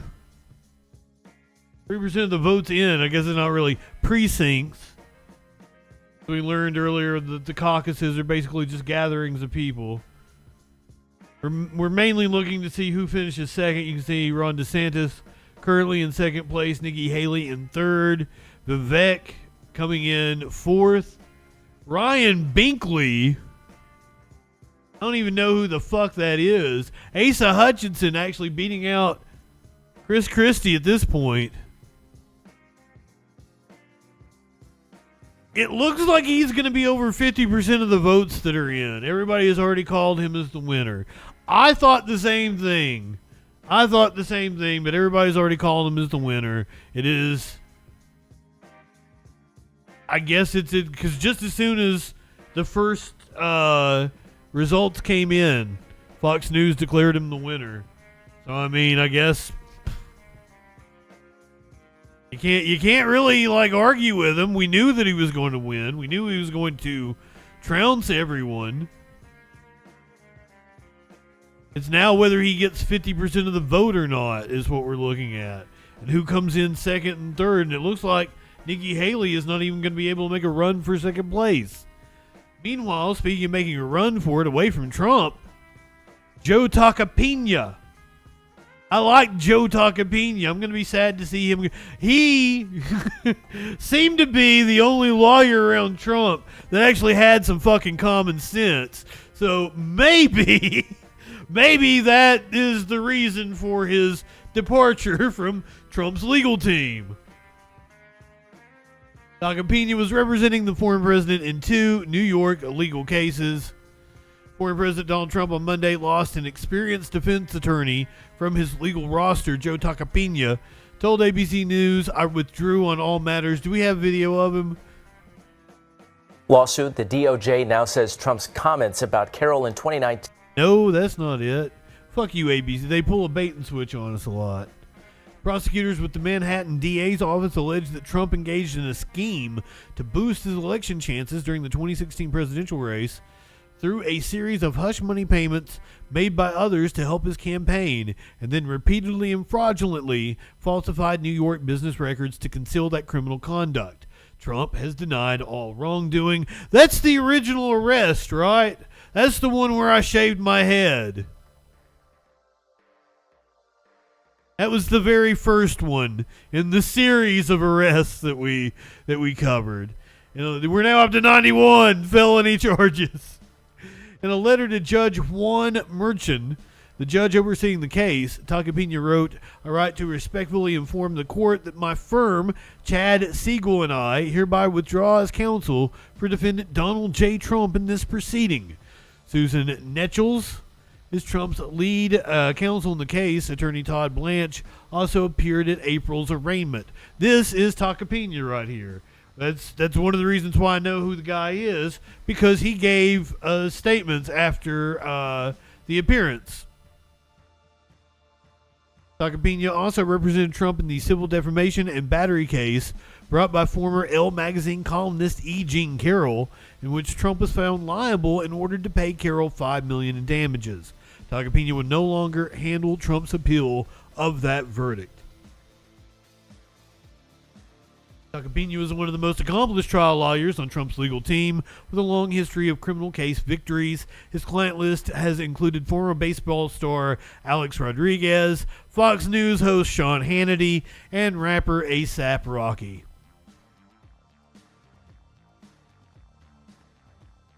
As I said, he appeared to have some common sense about him.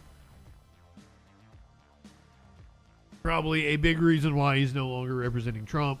We are currently awaiting, I guess, a victory speech from Trump. This is the Trump campaign headquarters in Iowa, where Trump has just won the Iowa caucus. With 3% of the votes in. Trump currently leading 52% of the vote.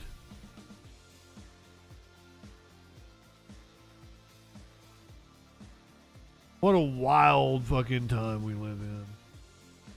Speaking of wild, Representative Marjorie Taylor Greene gave an interview to Fox News, and apparently it's a doozy. Are you guys ready? Oh, and it's Maria Bartiromo. So we got a couple of nut jobs on our hands here. So buckle up, buckaroos. You surprised to see Hunter Biden in your hearing there? Tell us how that all went down. Yeah, I was absolutely shocked that he decided to show up that day, and he looked like a child pitching a temper tantrum when he finally got caught and was going to be in trouble. And it was really telling when he left as soon as Chairman Comer recognized me to speak. You know, he sat there seemingly unfazed when Nancy Mace was chastising him. But I think he also knew what I was about to bring up You see, I've been going after Hunter for violating the Mann Act, and that's trafficking women across state lines.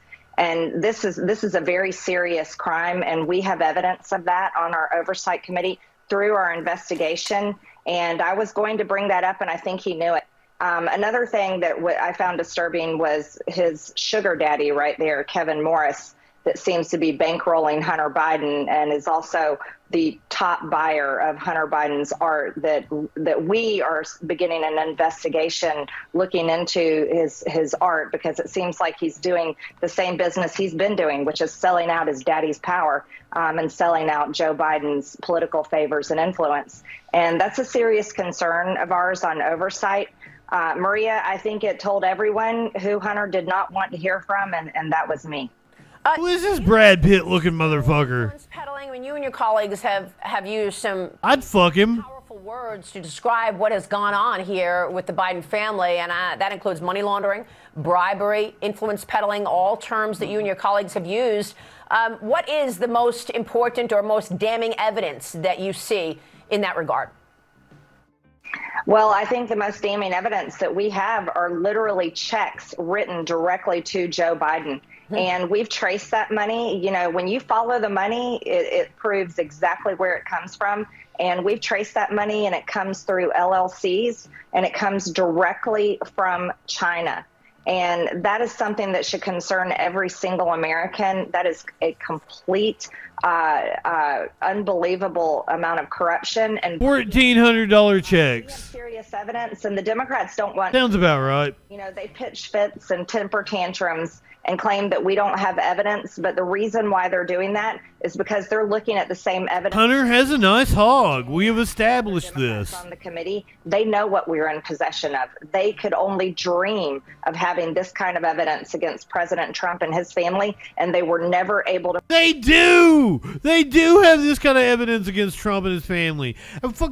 I wish I could have played you the clip earlier, Trump bragging about how he did take millions from foreign governments. Produce it, because all of their attacks were lies against President Trump and his family. But the Bidens are absolutely guilty, Maria, and we have the proof.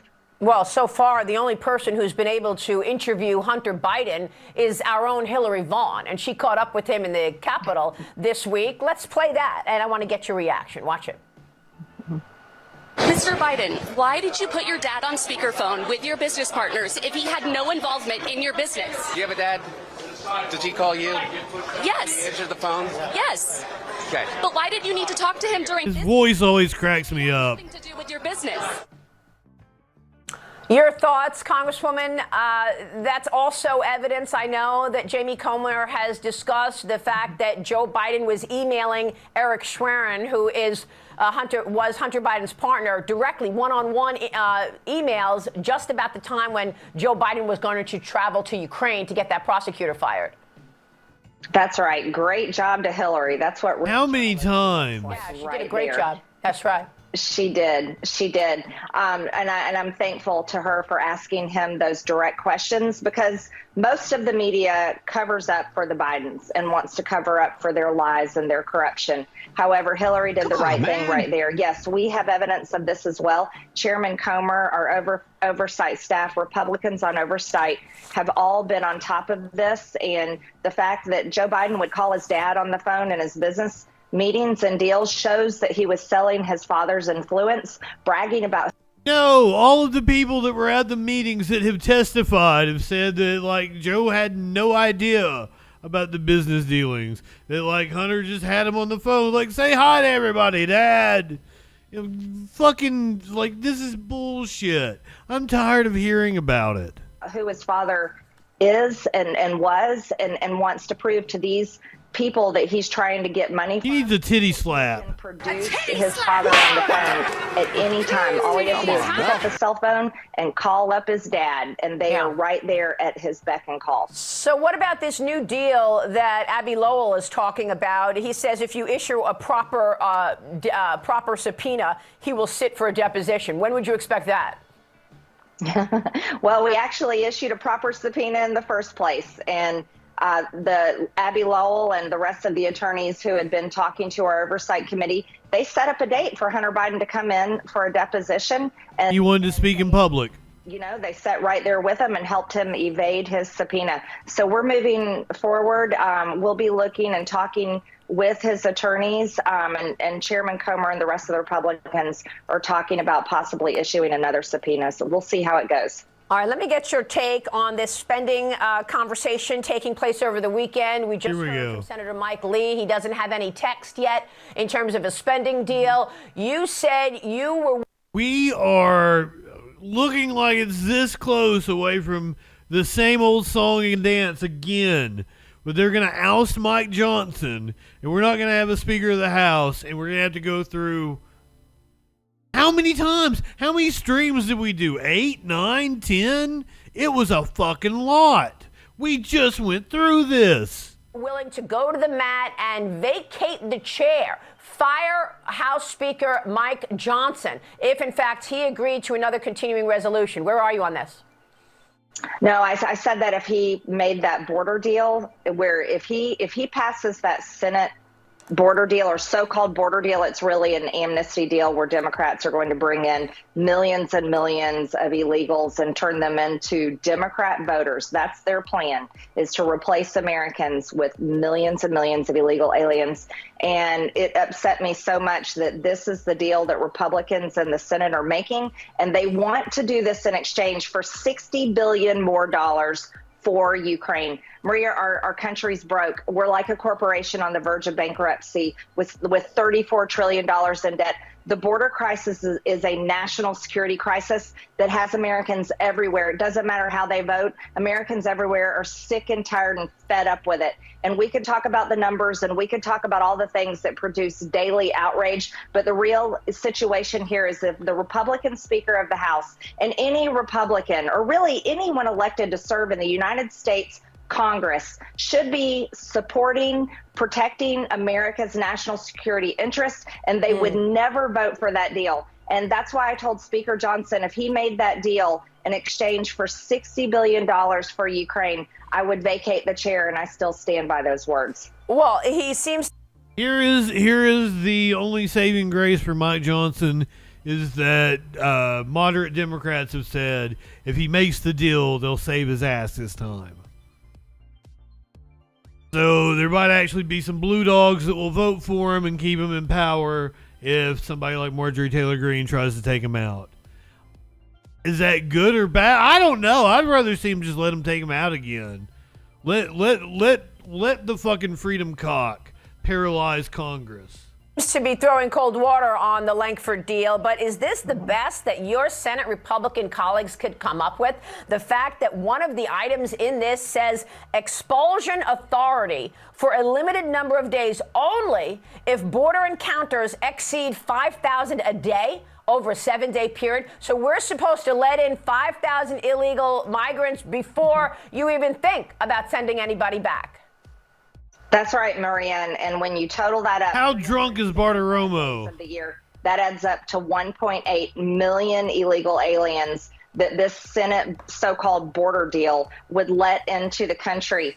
The problem in the Senate is the leadership. It comes from Mitch McConnell and those that hold the power over there. They've been the best, she's right about that, possible senators for Joe Biden that you could ever expect to see out. Now that's not right. I'm proud that Mike Lee and others in the Senate, Tommy Tuberville, J.D. Vance and others are saying there is no way they would ever vote for this thing. So I hope they stand strong over there, and we in the House, we aren't going for it. And if any of our Republican colleagues want to cross the line and sign a discharge petition and vote with the Democrats on that, well, good luck in their primary elections and good luck getting reelected. I blew a right-winger's mind the other day. They were talking about undocumented immigrants getting driver's licenses. And I was like, well, if they get driver's licenses, they're not undocumented then, are they? And it blew their fucking minds.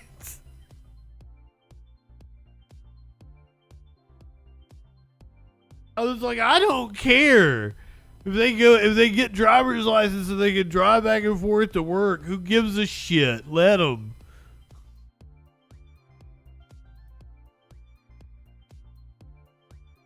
We are still waiting. I guess Donald Trump is going to speak here in Iowa. AP has the camera up for the Trump campaign headquarters following his win in the Iowa caucus, apparently by a lot. We only have 3% of the votes in, but they've already called it for Trump.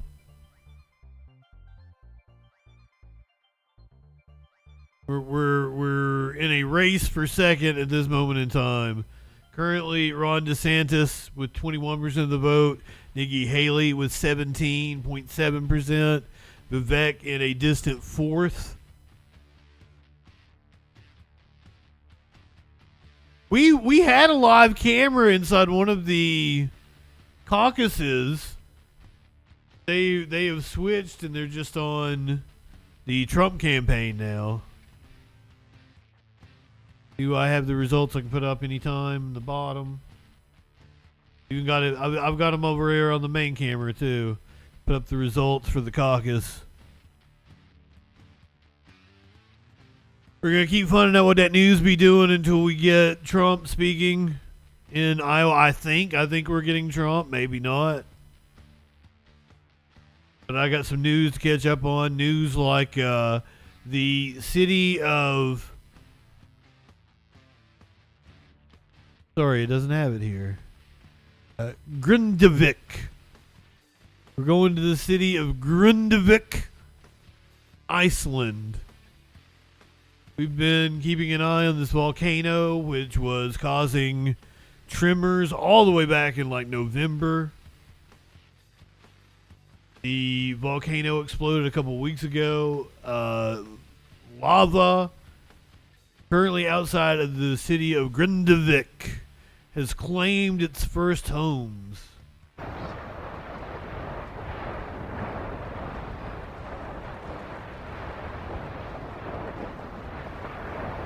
Apparently this is a new volcanic eruption.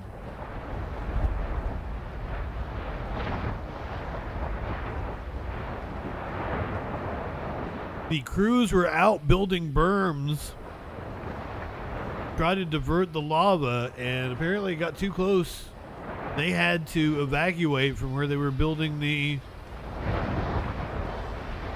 Is it a ditch, a berm? I don't know the correct pronunciation or the correct terminology.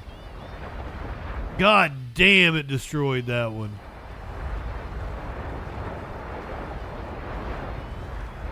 Like 2 homes thus far, but I can't imagine that several other ones aren't also going. Video by Bjorn Stenbig.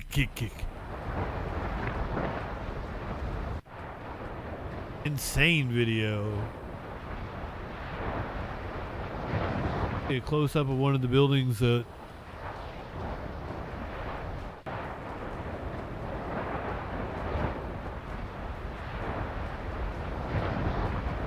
got lit up by the lava.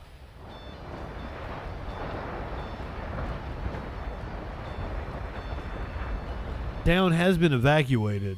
I think for a second time. I gave them the all clear to go back.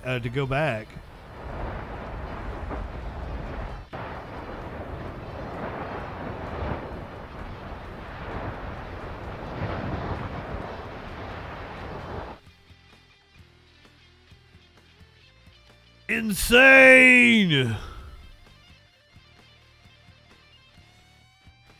So much more of it.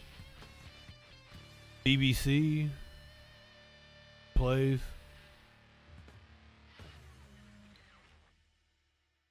Now, this is the dramatic new eruption of a volcano. Just YouTube sucks. Fuck YouTube.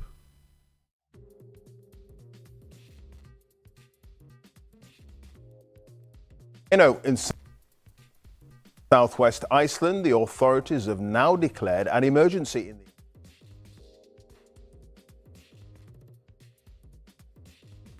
Maybe that was my fault. I shouldn't have been on. I shouldn't have been on Chrome. For some reason, Chrome does not take well.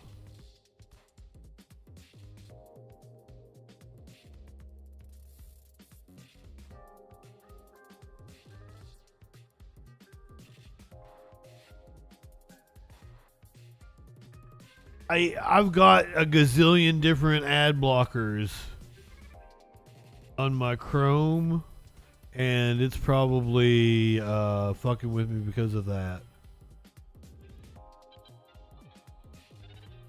Yep. Because that's a new thing they've been doing like the last couple of weeks.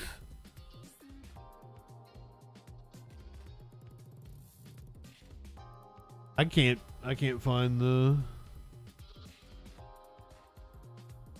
BBC story. Said an expert.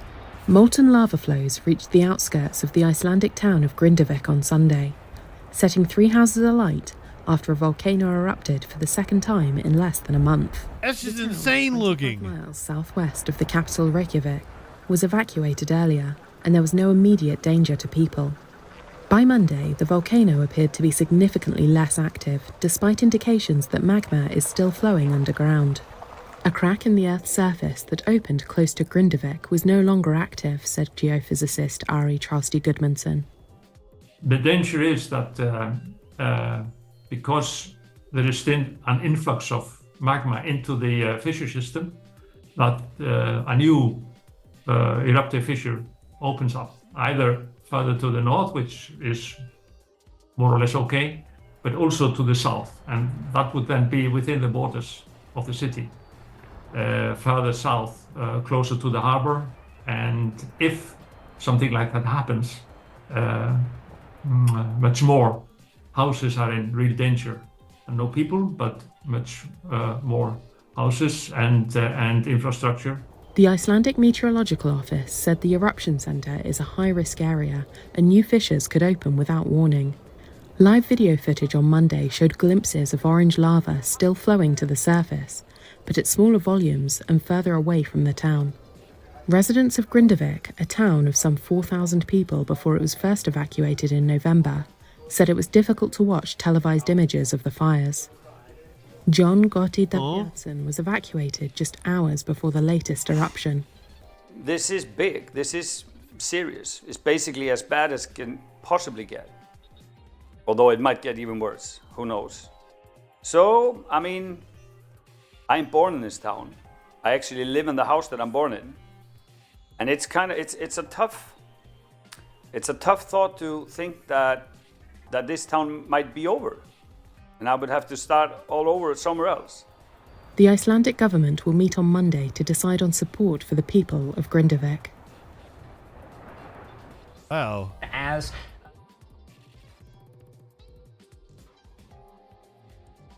Still waiting for Trump to speak in Iowa, following his win in the Iowa caucus. Still waiting for results to see who came in second. Looks like it's going to be closer than what I thought it would be between DeSantis and Nikki Haley. Currently just, 3 percentage points separating them? Wasn't expecting that. I don't think either of them are very likable, though. That's kind of the issue.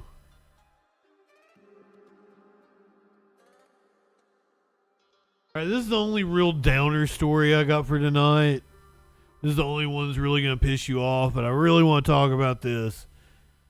This is really going to piss you off.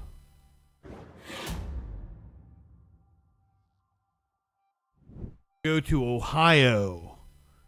A family said that police raided their home, and it was a case of mistaken identity. The police say that I saw the police press release before I knew anything about this story, and I'm like, uh-oh, they fucked up big time. Raid a house on Parmley Avenue. Only the person police are searching for doesn't live here, according to the family that does. As they are banging on the door, they throw the flash bang through the window right here, and it goes over top of here, and it hits the baby. The baby was covered in glass. Rita Jennings and her husband rent this home and say they've lived here for nearly 1 year. Cameras. She was at work when she saw this doorbell video and instantly feared for her niece's 17-month-old staying at their home. The baby is now in ICU. He's got burns all over him. Inside of his lungs are burned. He's already, a special needs baby. He's a trach baby. He was on his ventilator. They let the baby lay there for about 35 to 45 minutes in the smoke. An Elyria police spokesperson says any allegations the toddler was exposed to chemicals or received delayed medical attention is false. Courtney Price says she was in cuffs outside begging for police to help her son. I kept screaming, my baby, he's on a ventilator, my baby's in the house. They told me, don't worry about my baby. Price says now her son, Waylon, has additional health issues because of this raid. He has chemical pneumonitis, which is inflammation of the lungs and irritation of the lungs and the soft tissue surrounding the lungs. The family says they want accountability and claim police visited the home several times in the past year looking for the same person who they repeatedly explained does not live there. The house, doesn't matter about the house, it's the baby. Yesterday, he quit breathing, and he was awaiting open heart surgery. That's why he's here. That's why he's at my house. She's from Pikeville, Kentucky. She's been here for 1 week. They have taken 17 months. Pikeville, Kentucky. Fall to be where he's at, and now he's back to square one. In Elyria, Maya Belai, Fox 8 News. Is there anything like this? Where's your...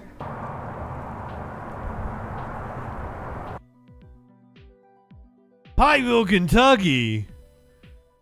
Sorry, I got a little tripped out by that. I'm from Pikeville, Kentucky.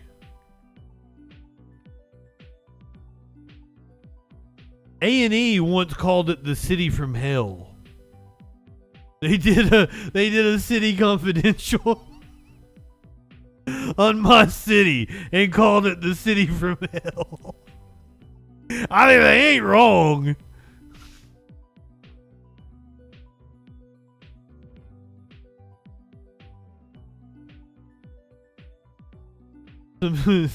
Some kids from the school district that I went to.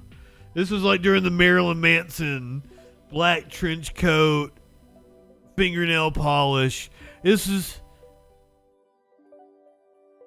happened before Columbine. It was like the year before Columbine.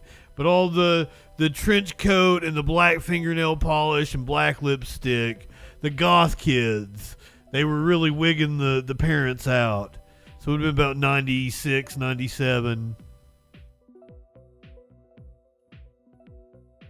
And like some kids from the school district came down to Greenville, Tennessee. It's really weird because I've done a lot of drugs at this rest area where they murdered a family and took their van from them.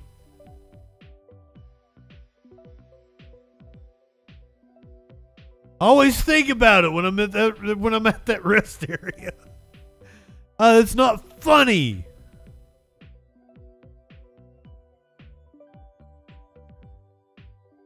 But A&E did a whole documentary on it and called the city I'm from the city from hell.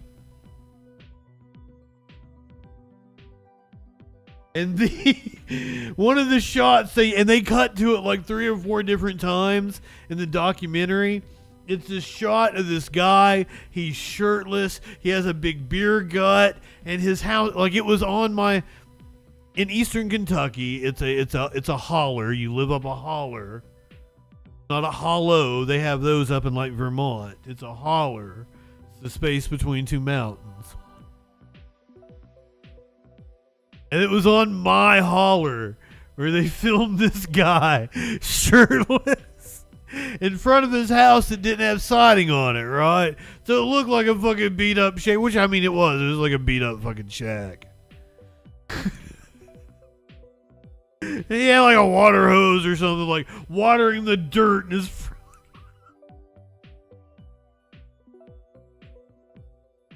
Oh, it was as Appalachian as you could possibly get. Sorry. That was a little tangent there. fucking Afro Man thing. I love Afro Man, and like I'm glad he made a video out of that because we've watched that whole saga here on the stream.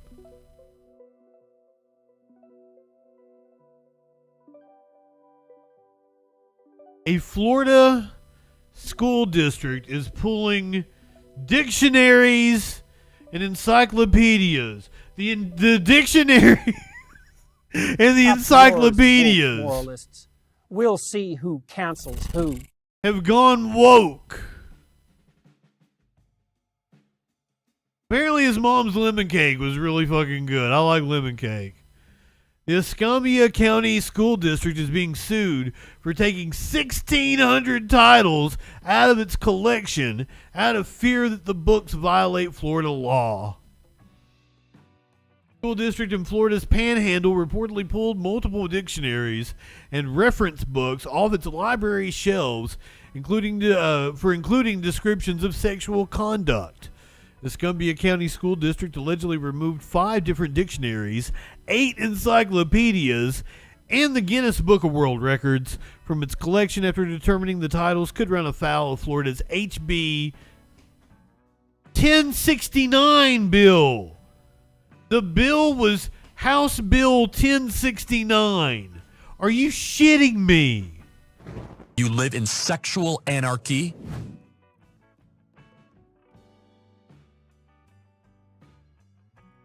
House Bill 1069, which restricts sexual content from being taught in schools. That has...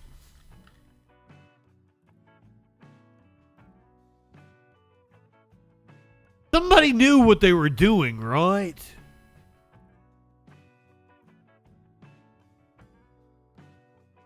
You don't just accidentally name the it's not just a coincidence that it came up. House Bill 1069.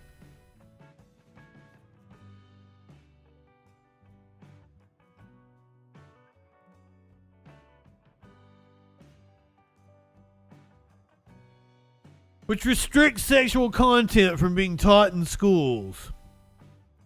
The books were among the 1,600 titles the public school district took out of circulation last summer, according to a statement. Free speech advocacy group PEN America. Decommissioned titles also include biographies of Beyonce, Lady Gaga, Oprah Winfrey, Nicki Minaj, and Thurgood Marshall. Though the books were originally pulled during the district's 2023 summer break, the Escambia County School District is now being forced to defend its decision in a federal lawsuit.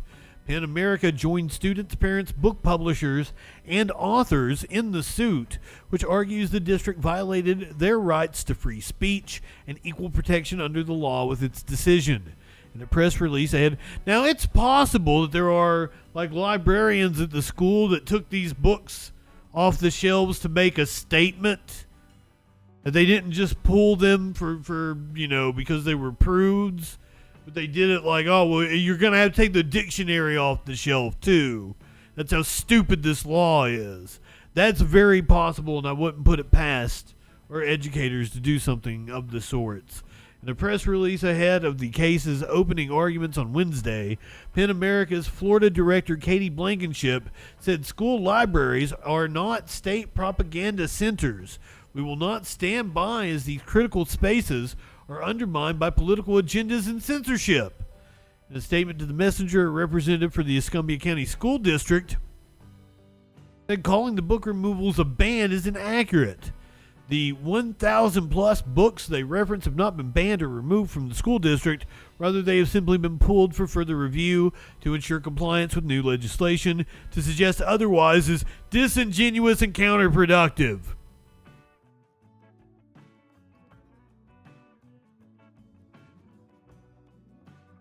Whoever gave that statement sounded fucking stupid. You're still waiting for Donald Trump to speak here on this Iowa cock night.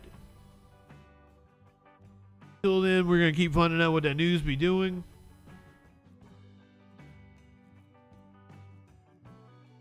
We are at the bullshit section of the show.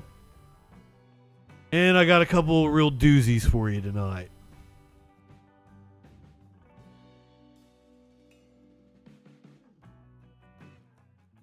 Lil Nas X dropped a video to specifically trigger the people that he's triggering. Thought I saw a cat peek. Oh, there's a cat. That's a Smokey. Thought I saw a Maynard though. Hey, Smokey.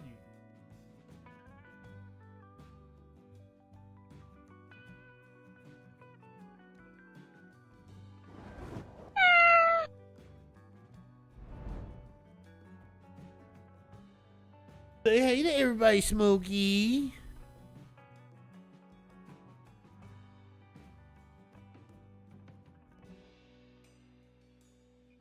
Lil Nas X dropped a new single.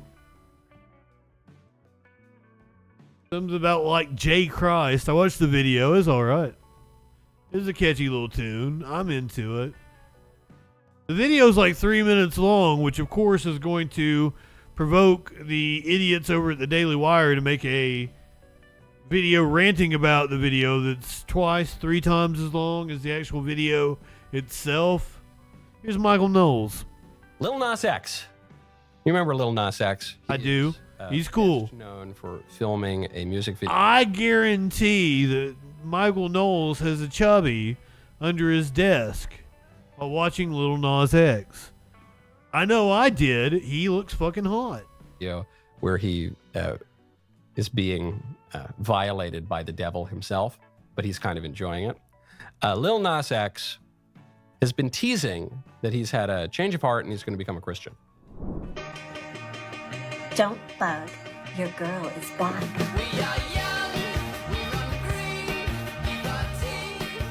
Me returning to God after the industry tried to make me satanic.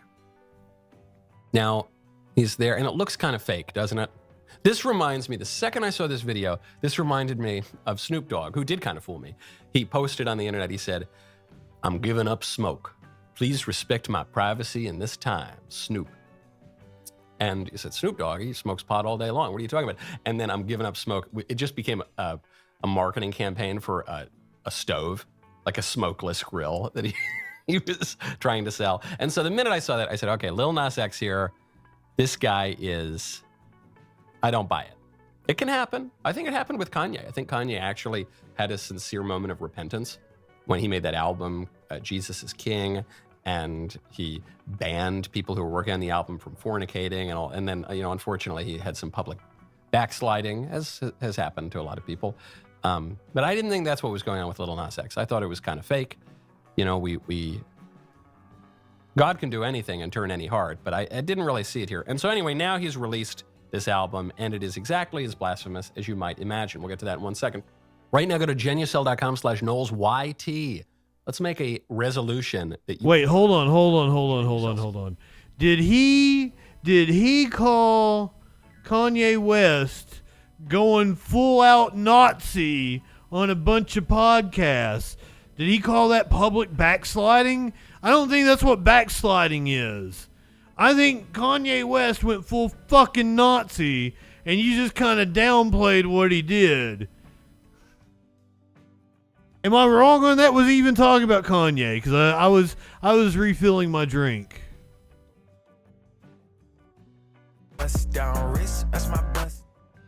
He's playing the song, and it's the radio edit too.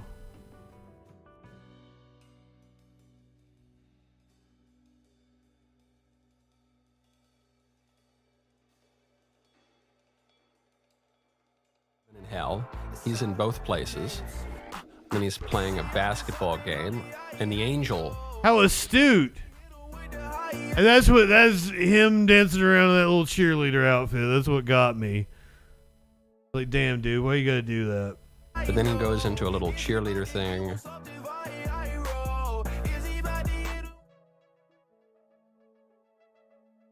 He looks hot on the cross, too. Goddamn.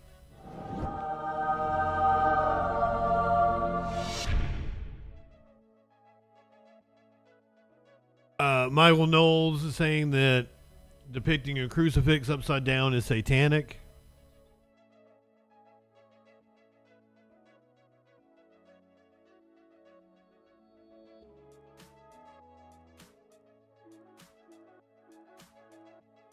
He's dropping some verses. My producers spared me having to watch the whole thing. No, it's only like 2 minutes long, 2.5 minutes. You might have watched the whole thing. 2 takeaways, which are 2 things that we've been talking about. Mitochondria. That's the first time I'm seeing that music. I love him. One is weird sex stuff is not just frivolous and silly. It's really bad. I'm not saying it's the worst kind of sin, but it's really bad and it leads one to much. Oh, it's not just frivolous and silly. You get to do a whole 8.5 minute video where you sell sponsorships and everything, where you bitch about this shit. It's insane. Worse sins. When we read about ancient pagan cults, or when we read about the Israelites in the desert turning away from God and worshiping a golden calf, I don't know what kind of image people usually form in their minds, but I think it's a kind of benign image, and that's not that. When ancient pagan cults would engage in their rituals, when the Israelites in the desert started worshiping a golden calf, they didn't literally worship a golden calf. The calf was Taurus. We're in the age of Aquarius right now. Or no, we're getting ready to be in Aquarius. We're in whatever the fuck. I don't know my astrology. But they were worshiping a golden calf. It was the age of Taurus in the astrological calendar. Michael Knowles is just stupid. Sort of standing there and kneeling down and bowing. They were doing lots of weird sex stuff. And this music video opens up, Lil Nas X is in heaven and he looks like an angel, but he's got this sex. Wait. Was he saying that the ancient people believed in astrology were doing weird sex stuff? I mean, here's the thing, is like everybody's been doing weird sex stuff throughout history. So, I mean, it's not unheard of that they would be. So, but like, I don't think that was part of the culture. Like they just, worshipped a bull and had orgies. But that sounds cool. That's the first time I'm seeing that music video. One is weird sex stuff is not just frivolous and silly. It's really bad. I'm not saying it's the worst kind of sin, but it's really bad. You live and it in leads sexual one to anarchy. much worse sins. When we read about ancient pagan cults, or when we read about the Israelites in the desert turning away from God and worshiping a golden calf, I don't know what kind of image people usually form in their minds, but I think it's a kind of benign image, and that's not that. When ancient pagan cults would engage in their rituals, when the Israelites in the desert started worshiping a golden calf, they weren't just sort of standing there and kneeling down and bowing. They were doing lots of weird sex stuff. And this music video opens up, Lil Nas X is in heaven and he looks like an angel, but he's got this sex collar around his neck, which is significant, because what he's saying is I'm basically a slave to sex. Right? That's the collar that is around my neck. And then that's not what that means, Michael Knowles. This angel of light is a demon, and this vision of heaven is really a rather hellish vision. Was he saying he was collared by the devil? Because that's kind of cool. Because, like, for those that aren't aware, I kind of feel like my chat knows. When you have it, you're collared by your partner. When you have a dom, when two people love each other, one might collar their submissive. Sorry. That's the first thing. It's not just fun and games. If it feels good, do it. If it feels good, and you have been well-formed and well-educated and brought up in your development and cultivated in a healthy way. The amount of like celebrity cameos in this video had me fucking dying, and Michael Jackson moonwalking past him was fantastic. Then feeling good can be a good thing, and that can lead you toward more good things and a flourishing life. But if you've grown up in a corrupted way, if you have been traumatized, if you've been mal-educated, if very nasty desires have been cultivated in you, and vices have been cultivated, and habits have been left neglected, then if it feels good is usually a signal that you should not do that thing, because because we're creatures of habit. And so if you've cultivated very bad habits, then the things that feel good are going to be really bad for you. And if you've cultivated good habits, the things that feel good are going to be good for you. This is what Aristotle talks about in the Nicomachean Ethics. There are four kinds of people in this world: the ones who do bad things and love doing bad things, the ones who want to do good things but they do bad things. They're I've got some kind of a pain in my testicle now. Do bad things, but thank you, Michael Knowles. Basically manage to avoid doing bad things, but it's still very hard for them. Those are the people who are continent. And then there are the virtuous people who want to do good things and actually succeed at doing good things. And we should strive for the latter. But in this day and age, especially with the society we live in, it's virtually impossible. That's the first thing that strikes me about that video. The second thing that strikes me about that music video is that all this bad stuff is just an attack on good stuff. All false religion is just a parody of the true religion. It's a perversion or an inversion or an outright denial of the true religion. What is this satanic worship service? It's called the Black Mass, and it's just an inversion it's a mockery of the true Mass, of the Catholic Mass. It's a mockery, yes. Which is blasphemous and sacrilegious. Just like his last one where he's getting stuffed by the devil. What is it? Is it something of his own creation? Is this the new Little Nas X religion? No, it's just a mockery of true religion, Christianity. So many ideologies are just mockeries of true religion. Communism is a mockery of the true religion. What? That changes the nature of freedom and slavery and oppression and redemption. What's the true religion? In a materialist kind of way. Liberalism is a mockery of Christianity that substitutes man for God. But it has the same language, it has the same trappings, it has the same behavior. The thing that unites all of those false ideologies is they're just parodies of the real thing. That was a good clip, huh? Now? Hold up. That didn't make any sense. You're an idiot.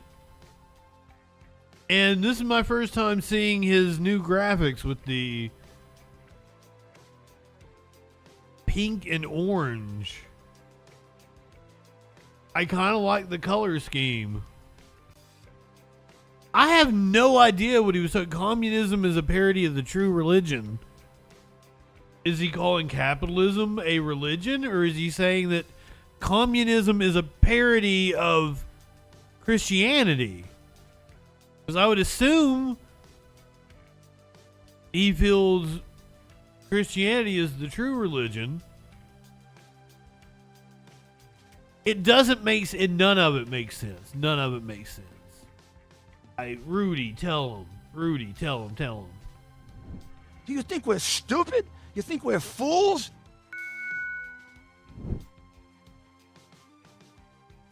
So Lil Nas X is just a parody of Christianity.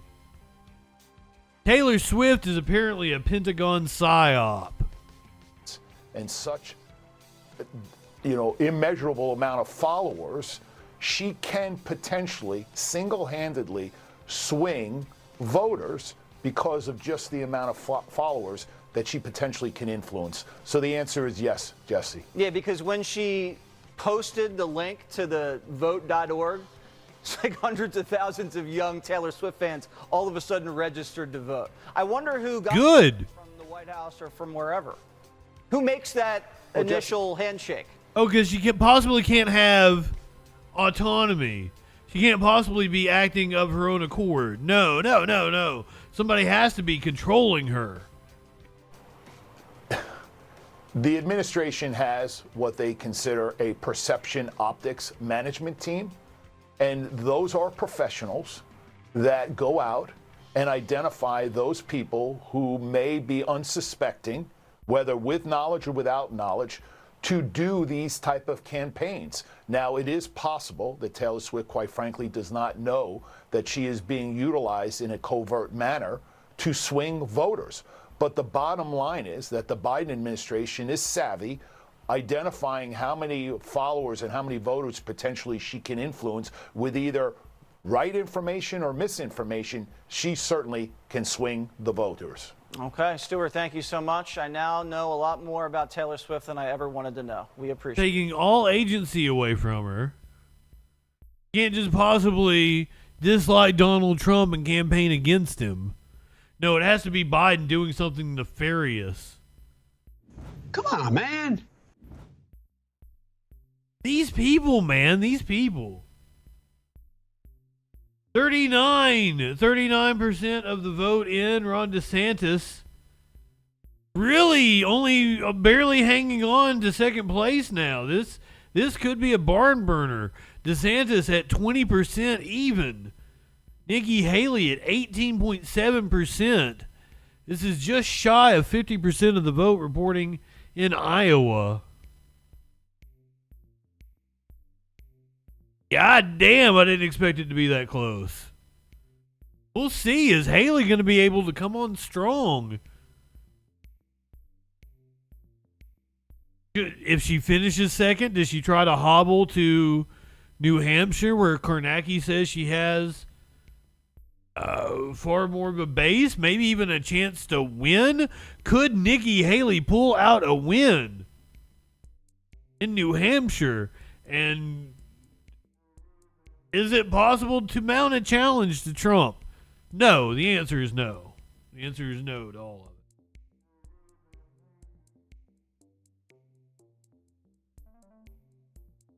But we might consider it, just for fun, shits and giggles. Speaking of shits and giggles, apparently this AI comedy special will not make you shit or giggle. George Carlin's daughter is slamming AI-generated comedy special. No machine will replace his genius. Apparently an AI comedian called Dudesy attempted to replicate the late stand-up icon George Carlin.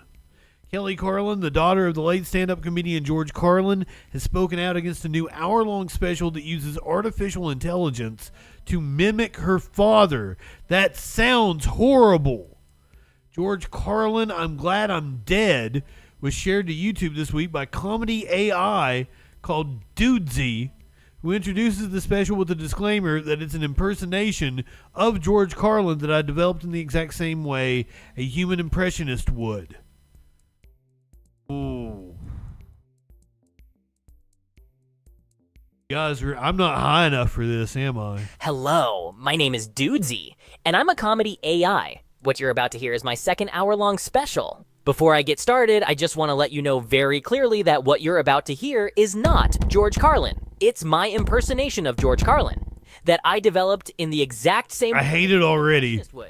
I listened to all of George Carlin's material and did my best to imitate his voice, cadence, and attitude, as well as the subject matter I think would have interested him today. So think of it like Andy Kaufman impersonating Elvis, or like Will Ferrell impersonating George W. Bush. With that said, please enjoy my second hour-long comedy special. I'm calling it George Carlin, I'm Glad I'm Dead. And please remember, this is me impersonating George Carlin. This is not George Carlin. Now please give a very warm welcome to George Carlin. Oh, I hate it.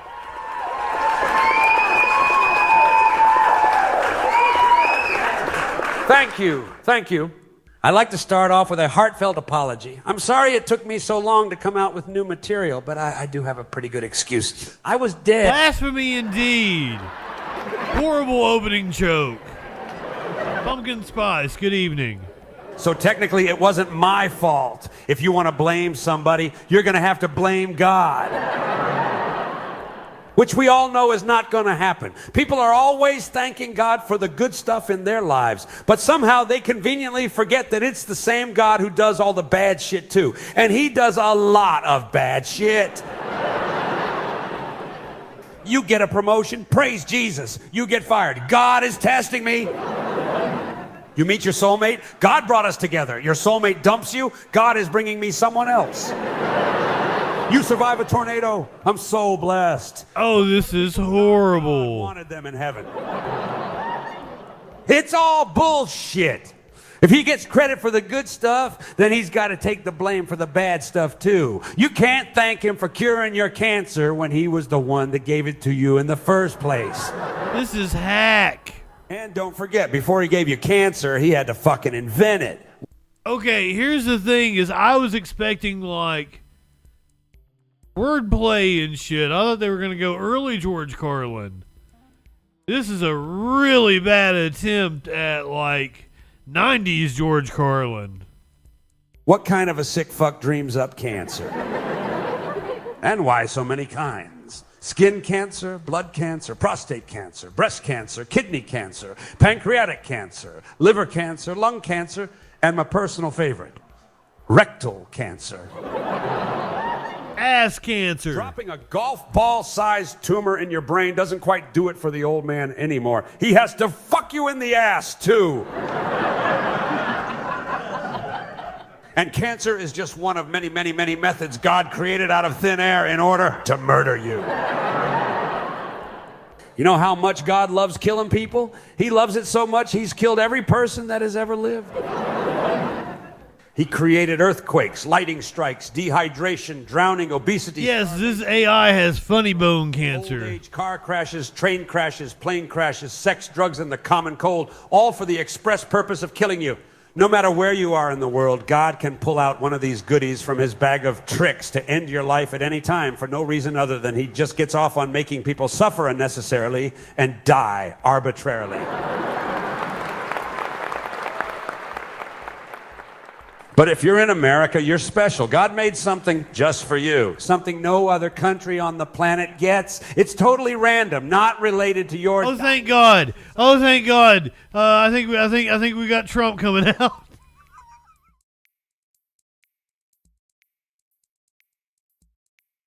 It's not good ethically. It wasn't well structured. It didn't have the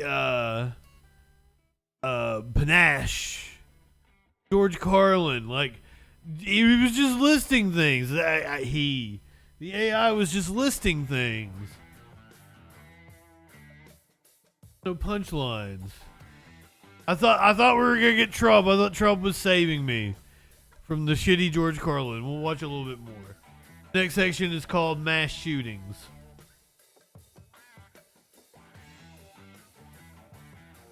It's just another day. I like to think George would have approved of that joke. Lifestyle. It sounds good at first, like the very first line. I'm like, that sounds nothing like George. But overall, like, it does really sound like him. Age, race, gender, sexuality, or genetic predisposition. Of course, I'm talking about mass shootings.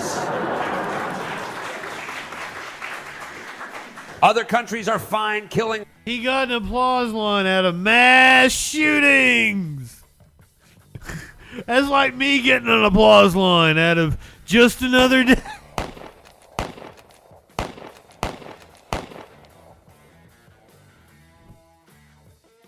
One person at a time with guns. But this is America, where we do things bigger and better and more often. There are so many mass shootings in America, it's replaced bad traffic as the #1 excuse for being late. Sorry I missed the morning meeting. A maniac with an AR-15 shot up my son's preschool. He's fine, just grazed. But he did see 5 of his classmates get gunned down in cold blood, so I'm sure he'll be traumatized for the rest of his life in ways I can never fully understand. Anyway, what did we decide to do about the budget next quarter? There's a mass shooting every 20 hours in America, and it doesn't seem like anyone is going to do anything about it. Other countries don't have this problem at all. Look at Japan, 127 million people. Last year, 7 were killed by guns. 7, no mass shootings at all. You know what they do? If a Japanese person wants to buy a gun, they have to attend an all-day class, pass a written test, and achieve at least 95% accuracy on a shooting range. And then they have to pass a mental health evaluation, which takes place at a hospital. And then they have to pass a government background check that includes interviews with their friends, family, and co-workers. Hello, sir. Did you know that Bob in accounting wants to buy a gun? No, I didn't know. Can't do it. Can't do it. Can't do it. I can't watch any more of that. And the AIs creepily talking really fucking with me. AP is kind of away from just Trump. Got the audio from Trump, apparently. You can see Nikki Haley also has a lot of American flags. DeSantis just got 1 flag. You know who loves America more? If you're just joining us, Trump has won Iowa. Waiting to see who is going to come in second. Currently 40% of the vote in. Ron DeSantis sitting at second with 20%. Nikki Haley, 18.7%. Trump trounced the entire field with 52.8% of the vote. We only have about 40% of the vote in. Might get a Trump speech here shortly after his win in Iowa.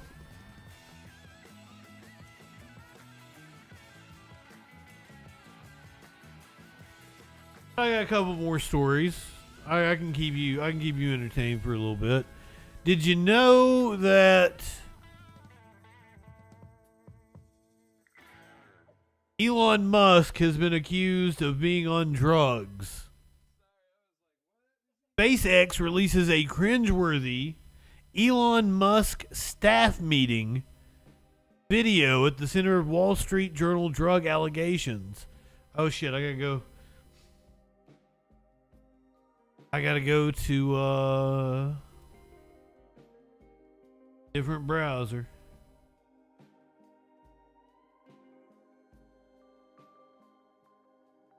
In a bid to get ahead of this week's controversy over Elon Musk's reported drug use, SpaceX published an hour-long video of a 2017 staff meeting in which the influence of narcotics was alleged to be responsible for his cringeworthy behavior. Now, I wouldn't blame it on the drugs. I don't think the drugs had anything to do with it. The decision to air the footage can be seen as an attempt to offer full transparency into an episode that could risk billions of dollars in government contracts while simultaneously cutting off oxygen to a damaging story from the Wall Street Journal. On Saturday, the newspaper published a bombshell article claiming witnesses had seen the tycoon take mind-altering substances like ecstasy, LSD, and even psychedelic mushrooms alongside cocaine in front of them. Not once, but repeatedly, over several years. One case even included the supposed participation of a SpaceX board director, Steve Jurvetson.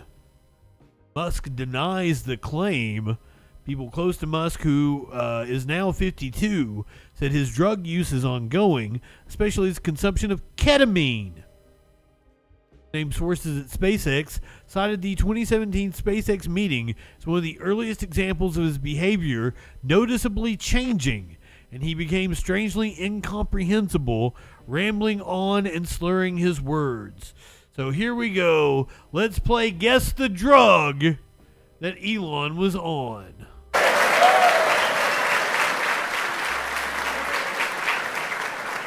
All right, congratulations on an awesome week. 2 perfect flights and landings. It was unbelievable. I think it was 3 days apart, basically. Well, okay, 4. Well, less than 72 hours. Yeah, whatever it was like. Anyway. That just seems like Elon. Yeah, 48 hours-ish between flights. So that's, and they both worked closely well.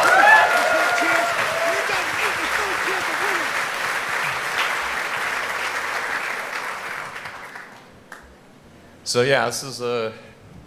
I don't know about you guys, but man, I felt real good after that one earlier this week. Oh, I'm sure you feel real good. Does that make us? Are we 19 landings? 15. Oh, 18 landings. Hey, 18, sorry. 18 landings. Yeah. How many landings? How many landings will the rocket doesn't subsequently explode? 9 and 7. 9 and 7. 9 on sea. Oh, okay, just 16. You mean? 16. Okay. It's like posing it as some math riddle. I mean, like. So we've got 16. Some Steiner math. And we're starting to make it seem like it's normal for rockets to land, which is fantastic, because that's how it should be. Shall we get further into this shindig? Or he's supposedly rambling. He is rambling for a long time here. Launches to go, and which would take us to 20 launches for the year. Pretty incredible. And then next year we'll be doing probably 30 launches. There's 27 slated right now. So if he did some coke, I think there's probably some other launches that will answer that. we're about 40 minutes in. Approximating 30 launches. It would be wearing off. Once we start launching our own constellation, we'll be using, even in the beginning, probably 15 to 20 Falcon. Next year, it'll be 7 years, a 7-year gap since the United States was able to put astronauts into orbit with a U.S. vehicle. And that's going to be, that's going to be super next level. Like, all of Earth will be tuned in for that launch. Like, basically, Earth. Did that happen? I don't think we cared. People watch that launch. Yeah, very important to get it right. Yeah. That's going to be a high pucker factor day, unavoidably. Should be. So, Gwen, this especially is something that you should be talking about. I've had almost no exposure to this, and you have. So we are doing pretty well on sales, both commercial and government. The commercial market for GEO satellites has come down, unfortunately. Not our fault. But interestingly, people that want to fly in Dragon, so private crew, has increased pretty dramatically. We're actually working on 3 separate... He's very fidgety. Which is really exciting. Actually, he's touching himself a lot. Private crew missions. We did sell over 100 launches in our history very recently with $12 billion. But he's also weird and autistic anyway. Moving forward. Also, a third of our missions right now, we just flew 3, and I said that was the critical number for customers to convert. A third of our missions going. And he's just a dipshit.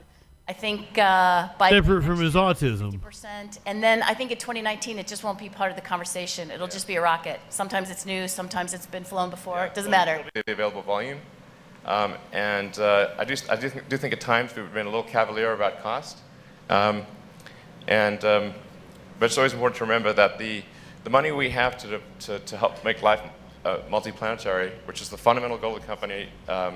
The fundamental goodness that we're trying to, the great goodness that we're trying to help make happen is very much dependent on how much revenue do we get minus how much cost do we incur.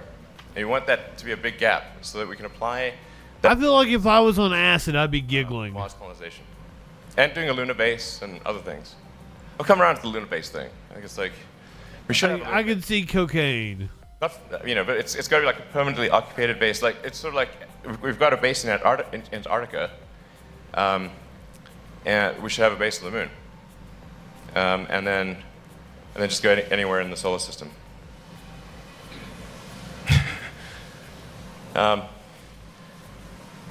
Homework. There's chores. He's assigning the people at his presentation homework. First, I'd like to say thank you and express deep appreciation for going through the certification process. I know that is very often boring and painful, but it is necessary. It's absolutely necessary in order for us to achieve the Mars goal. So sometimes you think if you're working on some government certification thing and it seems like it's really frustrating you, just remember that what you're doing is important. It's vital to the future. We cannot succeed without that certification. Do you think they kick him off the board?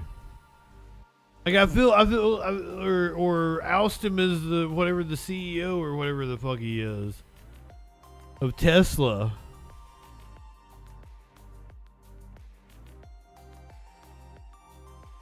This is SpaceX releasing this.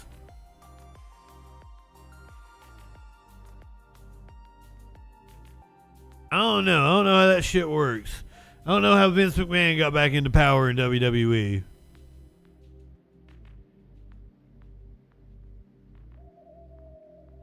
What I do know is this dude's name caused waves all over the internet.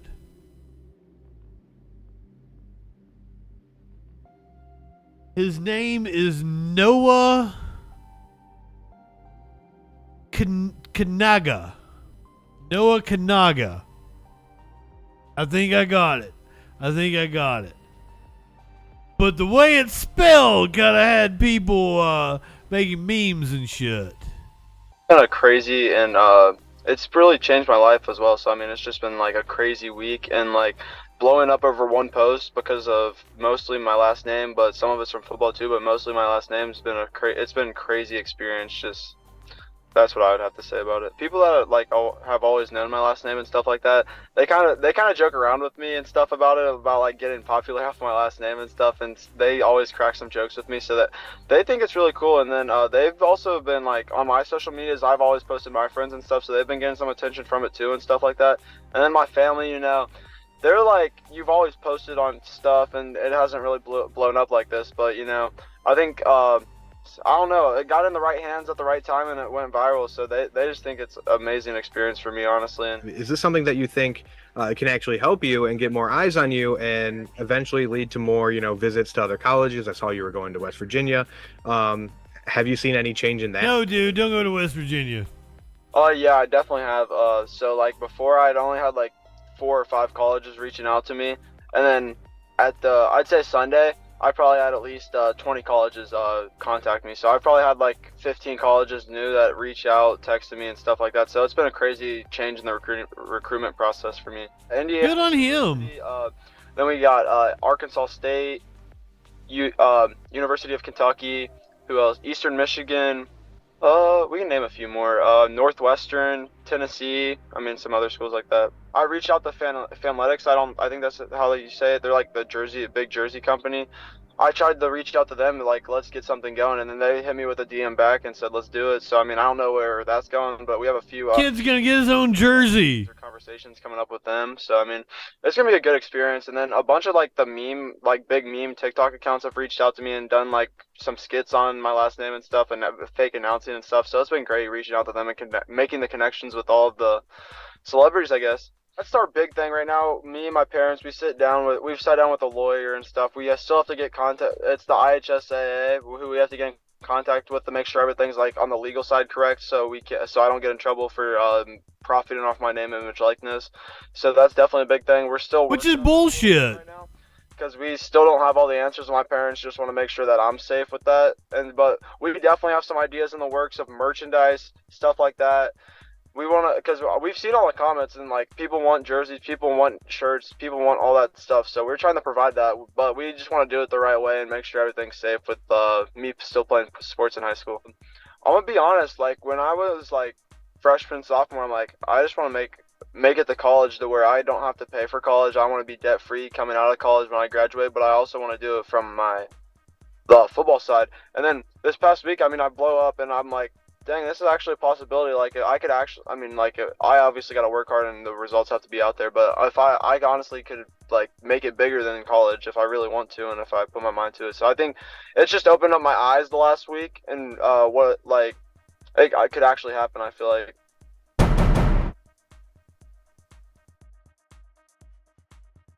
So if you haven't seen, this is the meme I saw when I first saw his name. I ain't saying it.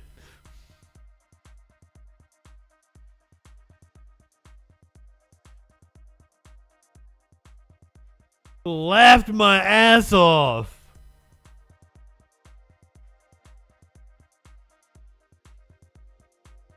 Monetize that shit. Got nothing against it. Fucking, we live in a capitalist, late stage capitalist hellscape. Noah Kanaga is looking to give the people what they want, telling TMZ Sports he's gotten a ton of requests to sell jerseys and merch after becoming a sensation. It's pronounced Kanaga. Kanaga.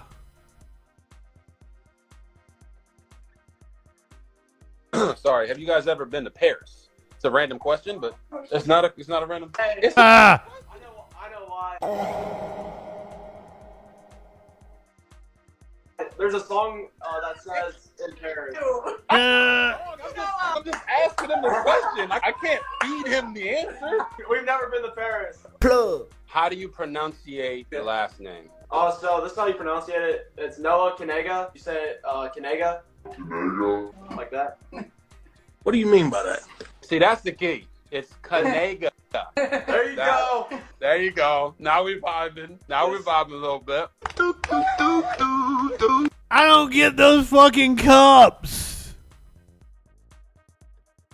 Football Basketball Star says his accounts have been flooded with people inquiring about getting their hands on some apparel.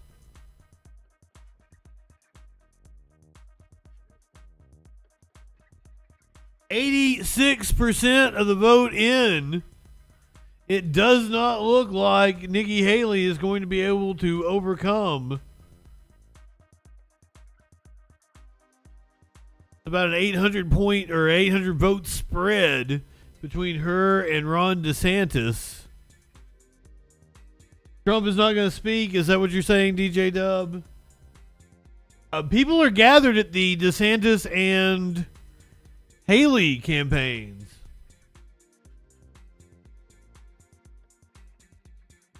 This is what we have right now.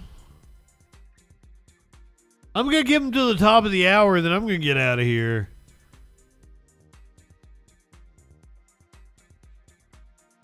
We'll see if we get some speeches.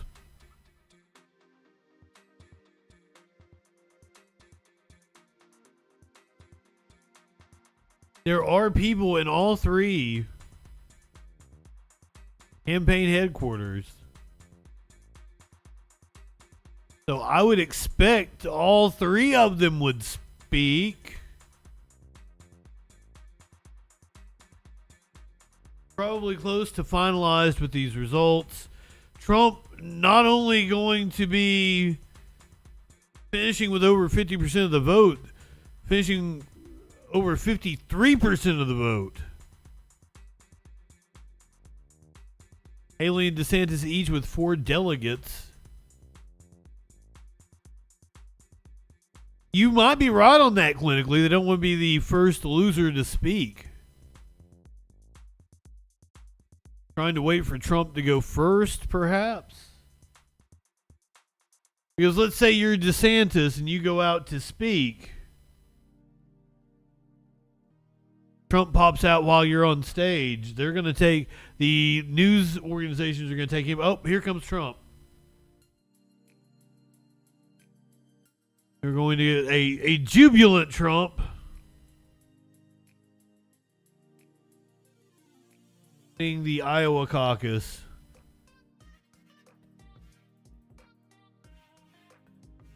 God bless the USA.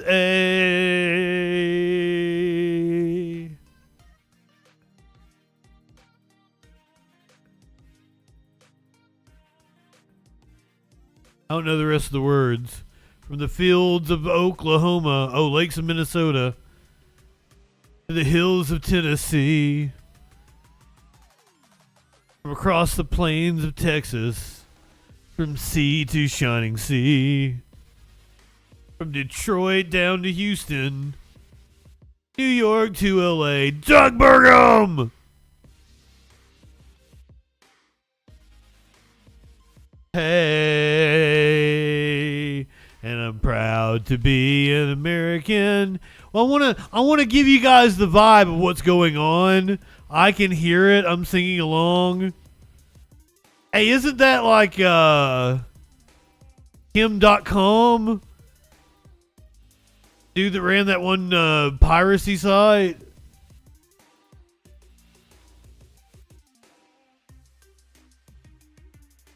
God bless the USA.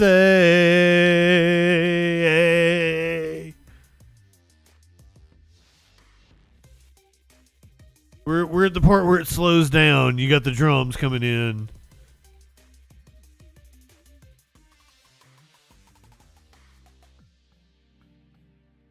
Stand up.